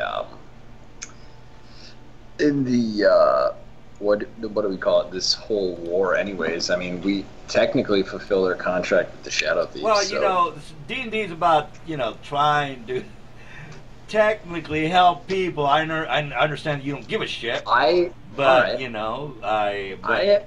going to, even though my character is not a cleric or in any way like dependent on her at all, I'm gonna have my character pray. He's gonna say a prayer to the Lady of Mysteries, Mistra. He's going to ask her for guidance. He's gonna ask her what she thinks he should do, knowing full well that she is biased because she's neutral fucking good. So, well, yeah, she's biased. She wants you to. If you know what, tell you what. Even though the original. Well, tell you what, I'll let you roll for it just to be fair, because all of the things that I've mentioned are important. So tell you what, just roll 1d3. Okay, party with the mongrels. That's mission number 1. Find the fucking king or Mr. Kane Oliver. That's mission number 2. Well, we're not finding him no matter what Mister says, so I think she would. Then know why that. why the fuck are you even bothered to ask her shit then, since you don't give a fuck? She's the one who she can choose not to answer. Gods don't answer prayers very often, especially if you're not a cleric. But you're the fucking chosen one or something. I can cast spells in anti-magic areas. I'm like, well, it's the fucking chosen one. yeah, man. Well, I can qualify for initiate feats because dragons can cast spells from the cleric spell list, so that lets me qualify for initiate feats. But that's different. That's different than being a cleric of Mystra. All right, dude. Do you want to ask the Mystra yes or no question, or are you gonna be like, I don't give a shit what she says? No, I'm praying to her. I'm asking her what the best course of action here is. All right. Well, I'm gonna roll. I'm saying that we don't agree on anything, that we don't morally agree on much. I know we don't morally agree on much, Mystra, but we both agree that magic is the greatest of all gifts. Yet the greatest love of all is happening to you. All right, so no, I'm not sticking my dick in anything that Elminster all right, has. so anyway, that's not happening. All right, so I'm gonna just roll for it, by the way, guys. Or tell you what, you can roll for it. It doesn't matter to me. All right, mission number 1, party with the whatchamacallit. Does Mystra actually answer me? Well, you're gonna roll 1d3, bro. All right, so we gotta figure out what mission number 1, number 2, number 3 is. Mission number 1, party with the Mongrelman. Mission number 2. How about you only tell us about the relevant mission that he rolls? Well, if he rolls a 2, the guys are gonna say, hey, you need to find Kane. All right, mission number 2 is find Oliver Kane. Mission number 3 is take care of. I'm trying to converse with a god here. I'm not trying to just get a yes or no answer. All right, to converse. I guess she's not answering. Okay, all right. I'm gonna roll. Chill out. Doing the merchants, then, I guess. All right, number 3 is go. She's telling you to go to the keep outside of the city, the Illwater area. And that's what I was saying from the start. All right. All right. Well, yeah, I'm like, you know what? We agree. All right, so let's do it. Yeah, if you don't know what I'm talking about this thing right here. All right, so I think we have enough time for it. All right, so she wants you to. All right, so just to make this legit. All right, so you start to pray and you start to feel like almost a horrific feeling because you're such a sinner and nobody likes you. You're probably gonna go to hell. No, Mystra is supposed to not care what your alignment is. She as long as you're about magic. Yeah, dude. She's supposed to care about it. Yeah, but you're a horrible human. You're a horrible person. And technically, I'm neutral, by the way. Well, you're a neutral, horrible person. All right. Yes. So, all right. So she tells you you have almost like a vision. You see her face, and she says that in order for the city to be saved, you're gonna have to get down to the core of the problem. And the core of the problem is you have the doppelgangers have infiltrated the Council of Merchants, and they're technically in charge of organizing the whole civil war, the whole immigrant problem, the whole refugee problem, the battalions that are attacking, so on and so forth. So they're the crux, the core of everything that is going wrong. So she figures, okay, just fucking slap the bad guys around. That'll be it. All right, so it's not technically, well, just because you killed these doppelgangers doesn't mean the whole thing's over, by the way. All right, so, and by the way, I'm going to ask you a question. All right, since you guys are hardcore badasses, I'm thinking of upping the CR for my bosses kind of high. I mean, I'm talking about like 20th level. I'm not going to do it if you guys like, no, that's not going to work, dude. I'm like, okay. All right, I'm just throwing that out there. Would that be cool? If you did that, we would just level up really fast is what would happen. All right, well, that's not a good idea. All right, yeah, you're right. No, you're right. It's just that would, you don't want to do that. All right, I just kind of threw that out there because I was reading on this 20-something monster that I thought was badass. All right, well, regardless, you guys make it back to the city. You go back and to the courthouse or the castle, I should say. And as a matter of fact, I'll just put you guys on here. And you're having. You'd always make us fight the Michelin Man. I don't even know what you're talking about with that Michelin thing. All right, well, yeah, I don't get the joke. Is what I'm trying to say. Skype for you. It's a monster from a D&D book. Oh, well, I saw the Michelin Man picture that you had earlier. I didn't get the joke. All right, well, let me copy and paste. All right, so you make it back to the castle, and they're giving you these scenarios, and you're telling them, hey, you know, this is what we should be doing. So you're outside discussing some of the strategies. The guys are, Mr. Howard is disagreeing with your choice, Mr. I'm the King. And by the way, this is not him. It should be on Azrael's character.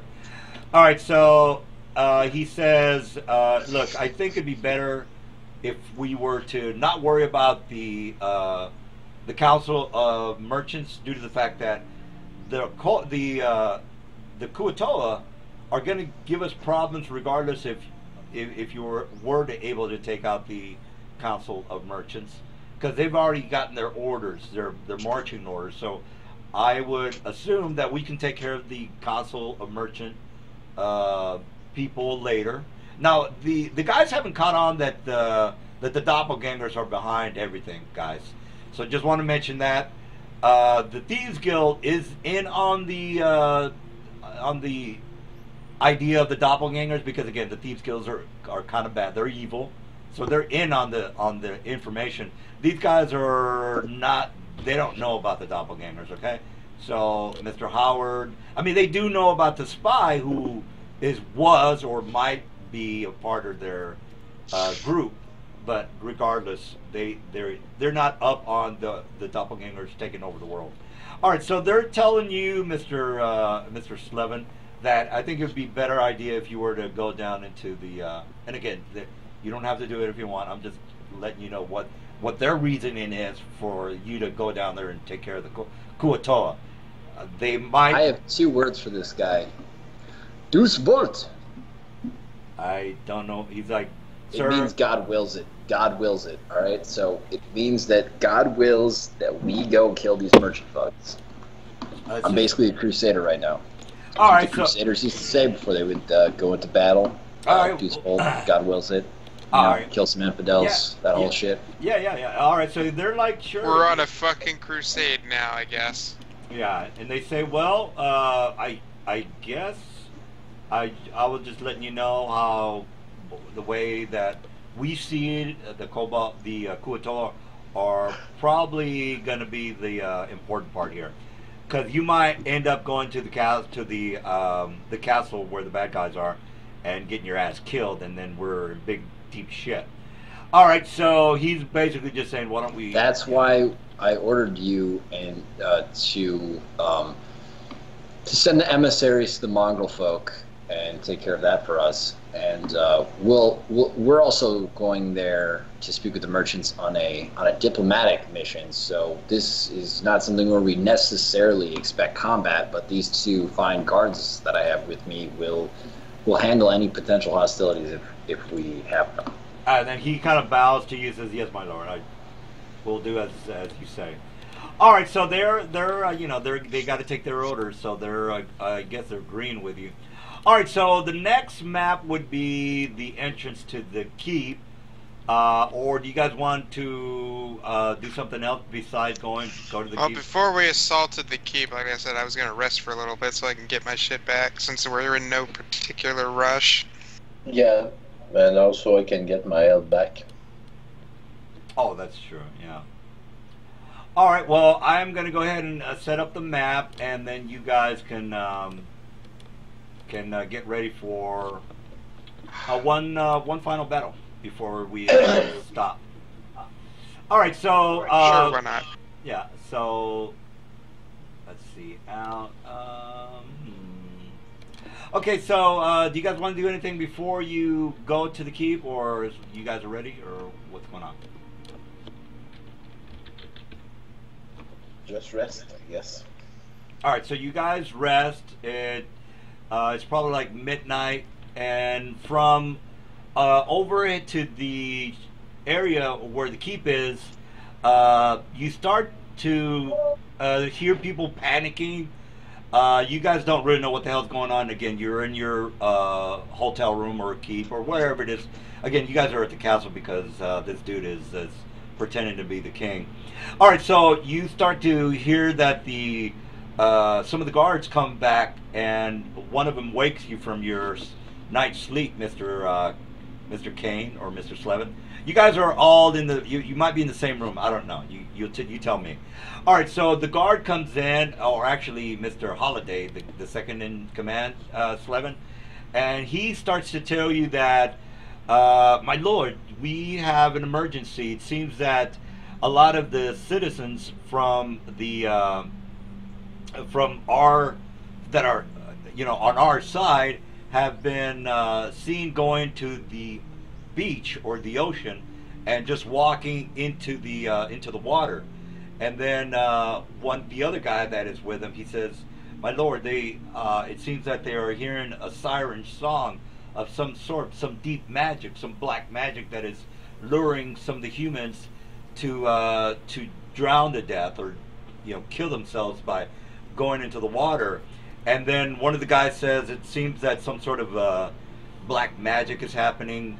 Some siren song is luring the humans into the water. Now they a couple of them had to be tied down in order to not kill themselves by going into the water. But again, this is about midnight, at the middle of the night, and for whatever reason, the humans are going into the ocean and drowning because they're hearing this siren song. Now, I'm not going to tell you what the actual technical thing is, but because again, you would have to have an idea of what the hell I'm talking about. It might not be a magical effect, or it might or might not be something similar to what a harpy can do.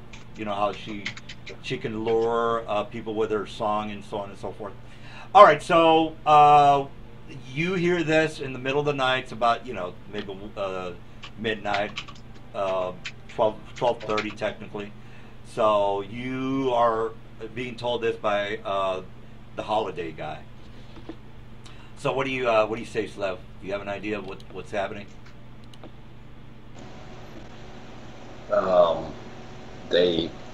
They're just walking into the water. Yeah, they're just like they're just walking in the water. They're almost like in a trance, and they're just going into the water.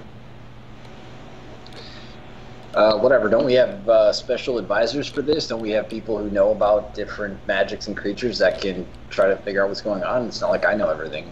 The DC. I am the leader, but I make the decisions. I don't know everything, so. One of our advisors. Yeah, the DC is a little high. They didn't make their DC, so it's kind of like you could try to figure it out. What check is it then? Arcana or what? Arcana, yes, and the DC is going to be pretty high. It's my best one. So all right, well, it's a 30. I mean, that's technically as high as you can go. Well. God damn it, you mother grabber. Rolled 20 and have a really high bonus to it. All right, well, here, I guess you kind of figure things out. You've heard of this before because your vast knowledge. So let me tell you what it is.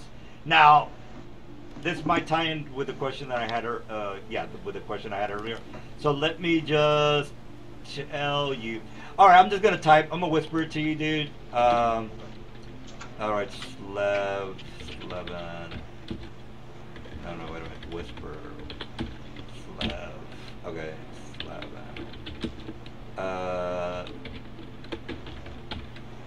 What book is he in? Oh, you can figure it out. All right, you can tell the guys what the fuck you might have. You heard rumors. From your vast knowledge of all your knowledge lore, the Arcana lore, and all the books you've sifted through. You've heard of this before. Now, what book is he in? You figure that out. I don't need to tell you what book he's in. You might figure that out. All right. Well, you can tell the guys what you think it might be, and you can, continue from there. All right. So you know something, guys, and this might have might help you, or it might not help you. Now, just for your own knowledge, of course, you're not gonna meet this character, Slev, but he's close by, because you know. All right, so you can read through the books, dude, and you can fill. Oh shit! Is that the real one though? Like, because that's. Yes, that's why I asked you. Are you guys cool with me going? Yeah, I'm gonna fight this guy. This is the most fun I'm gonna have. Well, you're not gonna fight him because you already told me that you're not down with that. All right, I'll say that he's not there right now. Again, he doesn't. He can only if it's legit. This dude though, like nobody. Then let's put it this way: if this guy showed up, there would be more good guys showing up. Because there are entire organizations that are built around stopping. Yeah, dude. Demon lords from coming into the material plane. Well, there are like everybody that has anything to do with anything good would immediately drop what they're doing and turn to be like, nope, there's a demon lord here. Well, if that's your job, bro, I'm not gonna have NPCs take care of what you should be doing. Fine, I'll fight Dagon. Let's go. Oh well, look, I'm gonna shut up and have him spill the beans. You're not gonna meet the fucking creature until you get to 20th level, so chill the fuck out. I'll fight him right now, man. I asked you earlier if you were down with that, you said no, so that's where we're gonna go. I want the game to last a little bit longer, guys. That's what I'm trying to tell you. So, well, the point is like, I don't know. The thing is even if I stop the Merchants Guild, if we lose all of the people in the city, it doesn't matter. There's nobody left anyway. So I pretty much have to stop what I'm doing to stop a Demon Lord because it's a fucking Demon Lord and it's taking all of our people. So so all of a sudden you give a shit about your people? What are you talking about? They're not my people. I corrected myself, but like I said, the point is a Demon Lord here taking control of everybody. It doesn't matter if they're good or bad. It doesn't even, in fact, even evil people would be like, no, I'm not going to give any one demon lord that much power. So, well, regardless, he's down here and he's not cool.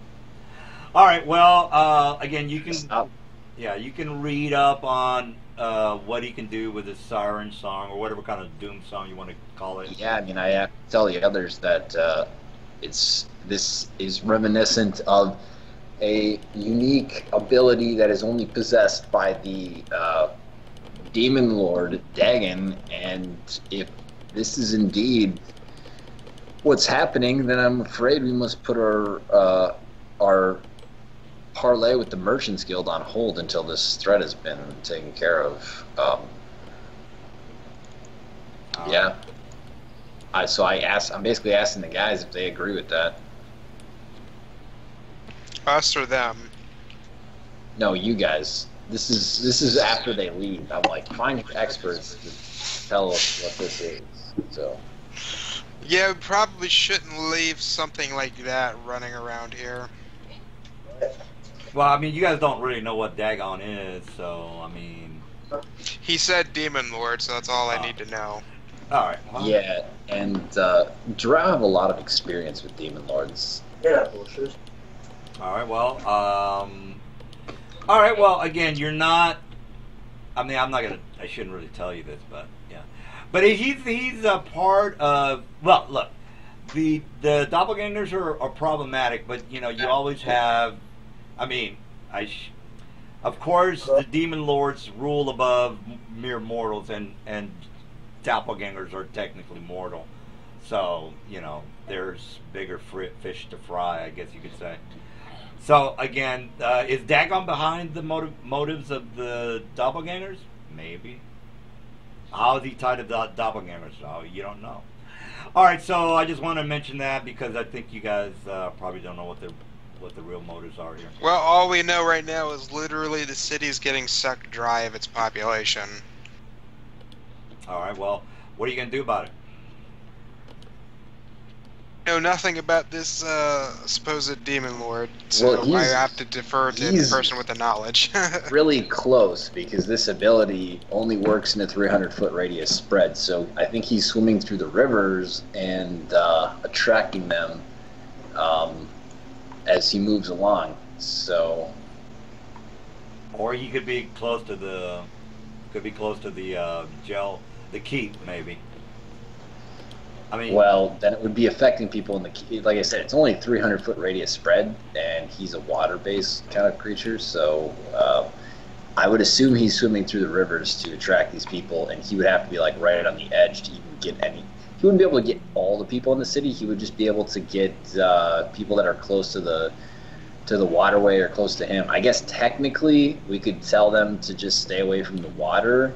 Then he would have to come on land in order to use this ability.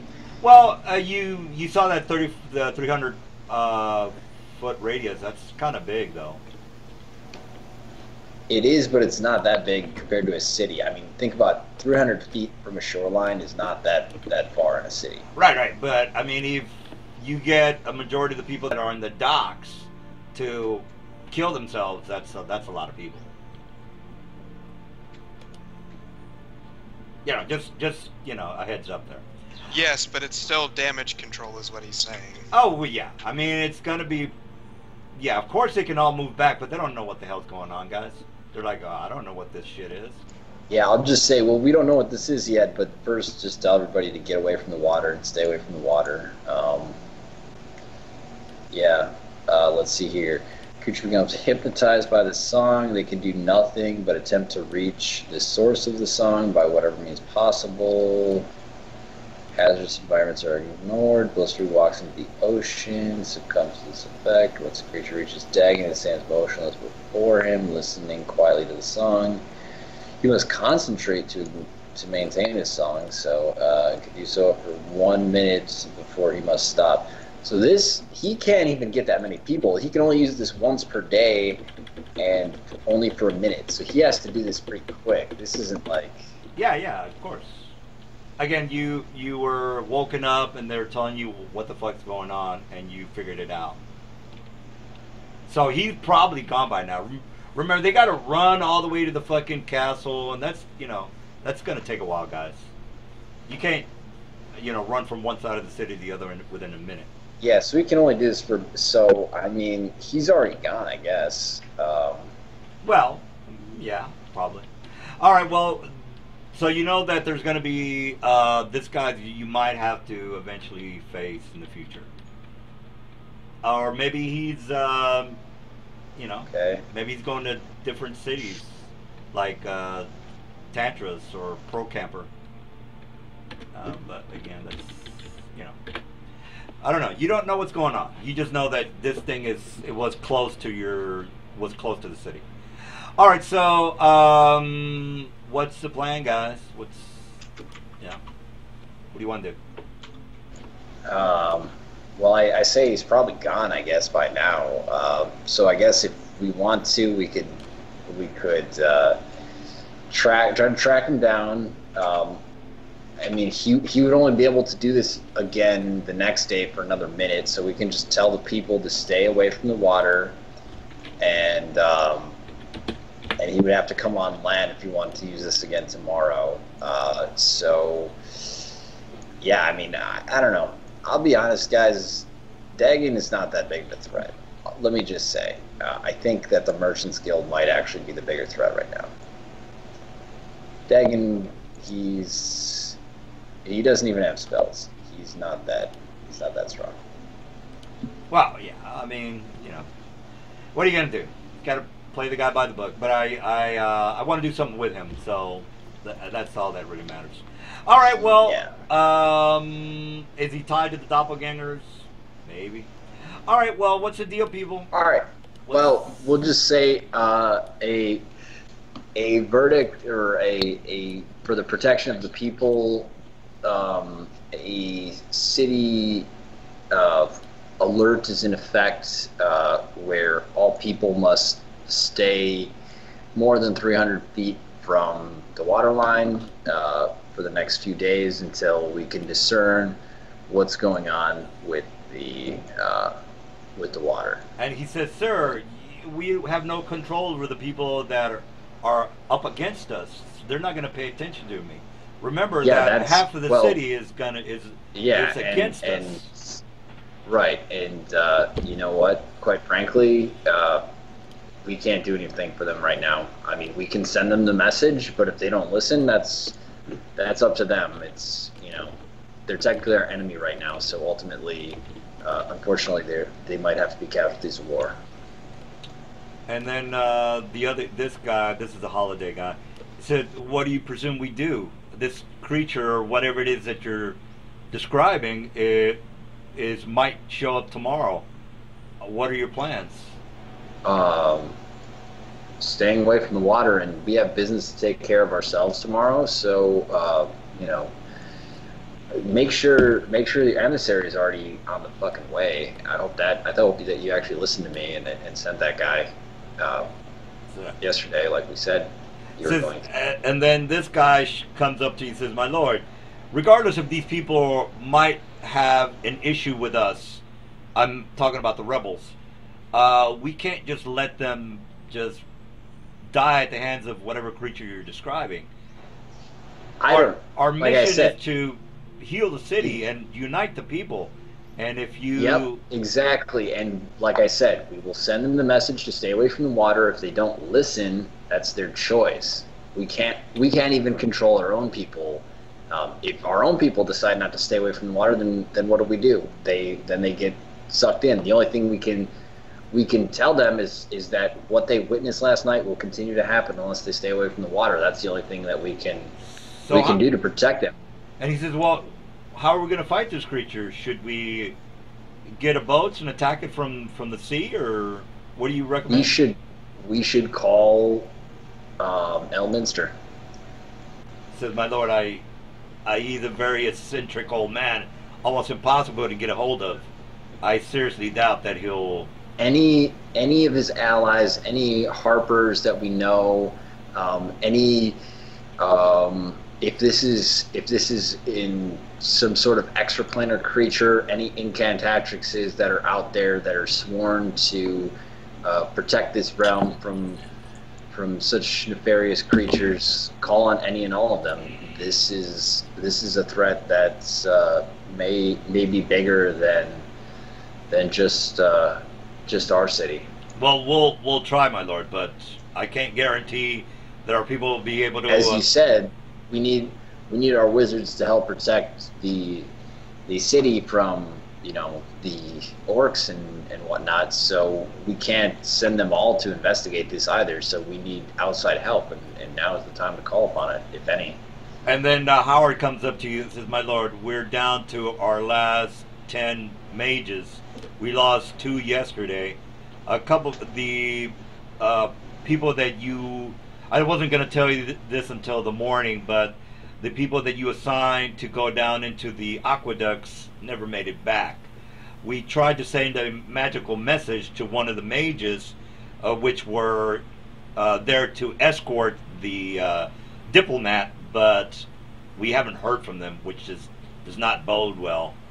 And then the Gallias guy, he says, "I'm afraid they might have not survived exploring the aqueducts." He says, "My lord, we don't even know where these people live, so they would have had to explore the aqueduct, which you might or might not already know. It's filled with some dangerous creatures." So he just told you that the aqueducts are sealed. Did you not see my friends here call upon the aid of the heavens and have these aqueducts sealed off? "All right, my lord, but there are other creatures in the aqueducts besides the mongrel man. Anything from this is out of character. What are those things called? Ogulux? Those sewer creatures. Ogulux. Starts with an O, guys. You know what I'm talking about?" I don't like adventuring in sewers, so I don't know. The O2 or whatever they're fucking called. Yeah, the sewer monsters. It's OX something, guys. You know what I'm talking about. I don't see how that's a threat to a wizard. Okay. Well, I mean, they're higher hit dice than the regular ones, guys. Right, but they can just go invisible and. Well, look, hey, dude, they're not. The mages are not to your caliber, bro. So chill out. All right, that's what I'm talking about. These guys is what I'm talking about, guys. All right. Ah, it's in the courtyard. I attack it. No, dude. I just kind of wanted you to know what's happening. You know what? I don't think we're. Well, guess what? Apparently, unless these two mercenaries do anything, apparently you're all incompetent and capable of doing nothing. So, my lord, there's just so many men that we can advise or have as escorts, sir. I don't see how. All the more reason to seek outside help since you're incapable of doing the tasks I give you. Sir, the castle, the city's under siege, or was. Yes, and I must parlay with the Merchants Guild tomorrow, so I would beg you to leave me to my rest so that I may clear my head and be ready for the day to come. It says, well, sir, I just want to again express that more than likely the diplomat as well as the escorts that were signed to the diplomat are probably not going to make it back. So our deal with the Mongrel Man is still uncertain, or our alliance with the Mongrel Man hasn't been made yet, sir. And unfortunately, these mercenaries that I have hired cannot be in 15 places at once, so you're going to have to figure it out. I'm sorry. Sir, you are the leader. Our task here, sir, you are in charge of the city's responsibilities. So figuring exactly. things out that's why I've delegated tasks to you. That's why I've delegated tasks to you, and whether or not you fail them is really not something I'm able to control. Well, it is up to you, sir, to try to go down. I only have limited resources, and apparently the only resources that mean anything are these two mercenaries. So I'm going to have to use them to parlay with the Merchants Guild tomorrow, and if we are able to make it back to help with anything else you've failed at doing, then we will do that. Yes, my lord. All right, so he bows and takes your shitty insults with some dignity. All right, well, they are all gone. You're in the middle of the night. The crickets, well, I don't think crickets would be out in cold weather. Regardless, it is cold. It's down to maybe like 40, 39 degrees. Again, we're still in winter season. Going on spring, by the way. So it's basically the end of the. No, we're not gonna do another fight, guys. Basically, I just kind of wanted to throw that Dagon guy in to kind of throw a curveball to you guys. But we can still do a little bit of something. We have about an hour left. What do you guys want to do now? It's about 10. It's almost 10 o'clock. I mean, that's a good time as any. Yeah, that's cool. We can definitely stop here, but I just kind of want I want you guys to kind of think about what's really happening.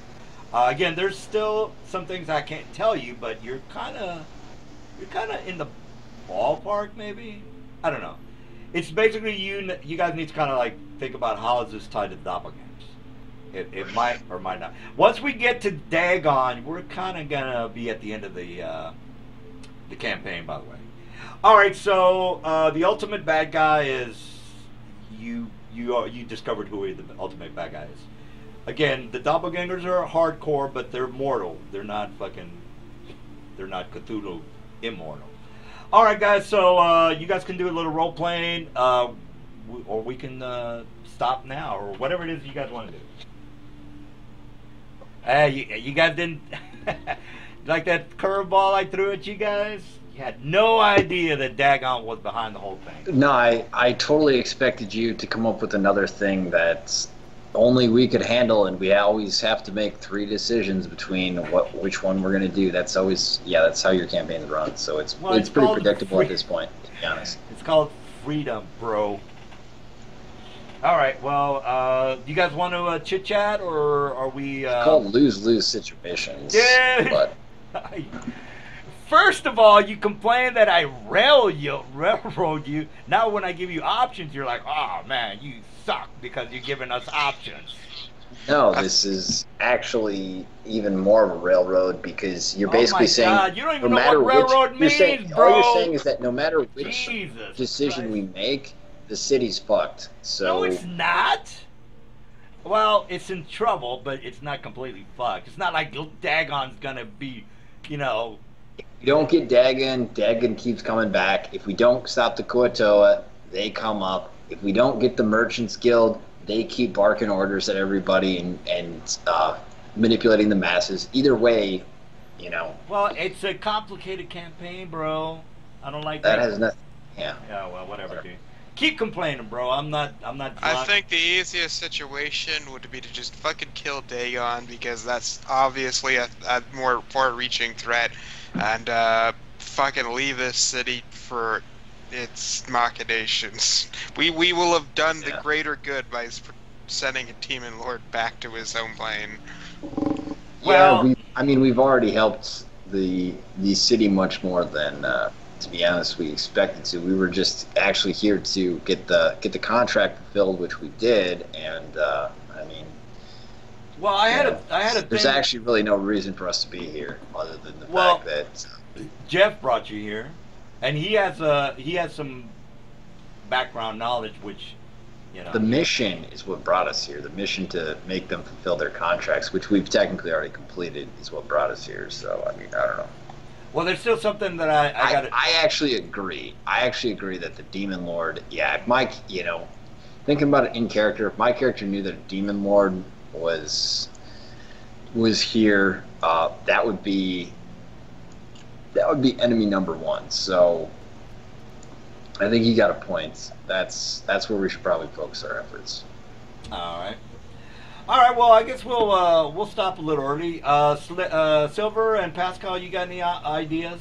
Now, you don't have to agree with everything Slevin says, by the way, because no, this is just a universal acceptance that a Demon Lord in the material is a very bad thing to have. That should be dealt with immediately.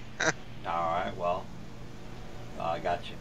That was like I was saying. I mean, if there was actually a Demon Lord here, like, everybody would be freaking out across the entire planet. Like, this wouldn't just be like, oh, this one city's plagued by a Demon Lord, poor city. People would be freaking the fuck out all over. They'd be like, there'd be some people that are like, maybe I can strike an alliance with it. There'd be other people that it would be, wanting to destroy. You'd have armies of paladins and crusaders here. Well, the knowledge of Dagon is almost extremely rare, by the way. So it's not like people are gonna know what the fuck happened to the people that were affected by the Doom call, or whatever you want to call it. It's Doom something.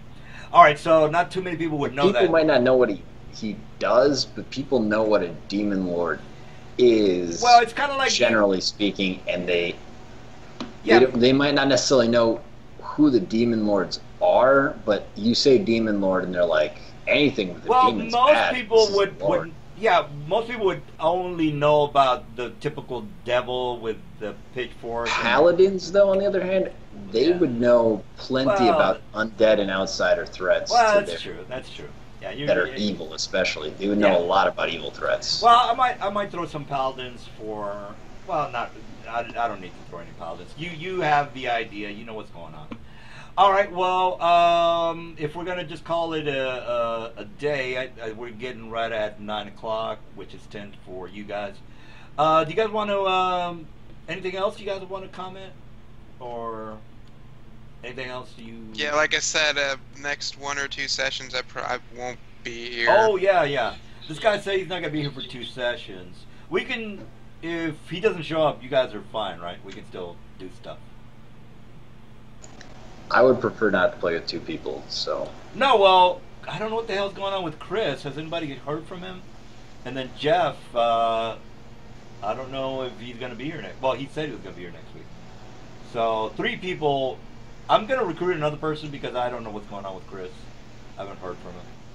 I can't help it. I'm going down I do this once a year, man. I'm going down to fucking Mardi Gras. I'm going to party, and I'm probably going to see the boobies. Yeah. Okay. Well, I'll tell you what. There'll be plenty of people showing those for beads. So. Yeah. You know what? I'll just. Yeah, I'm bringing some down. Yeah, I'll just recruit another person, guys, and we can still do something.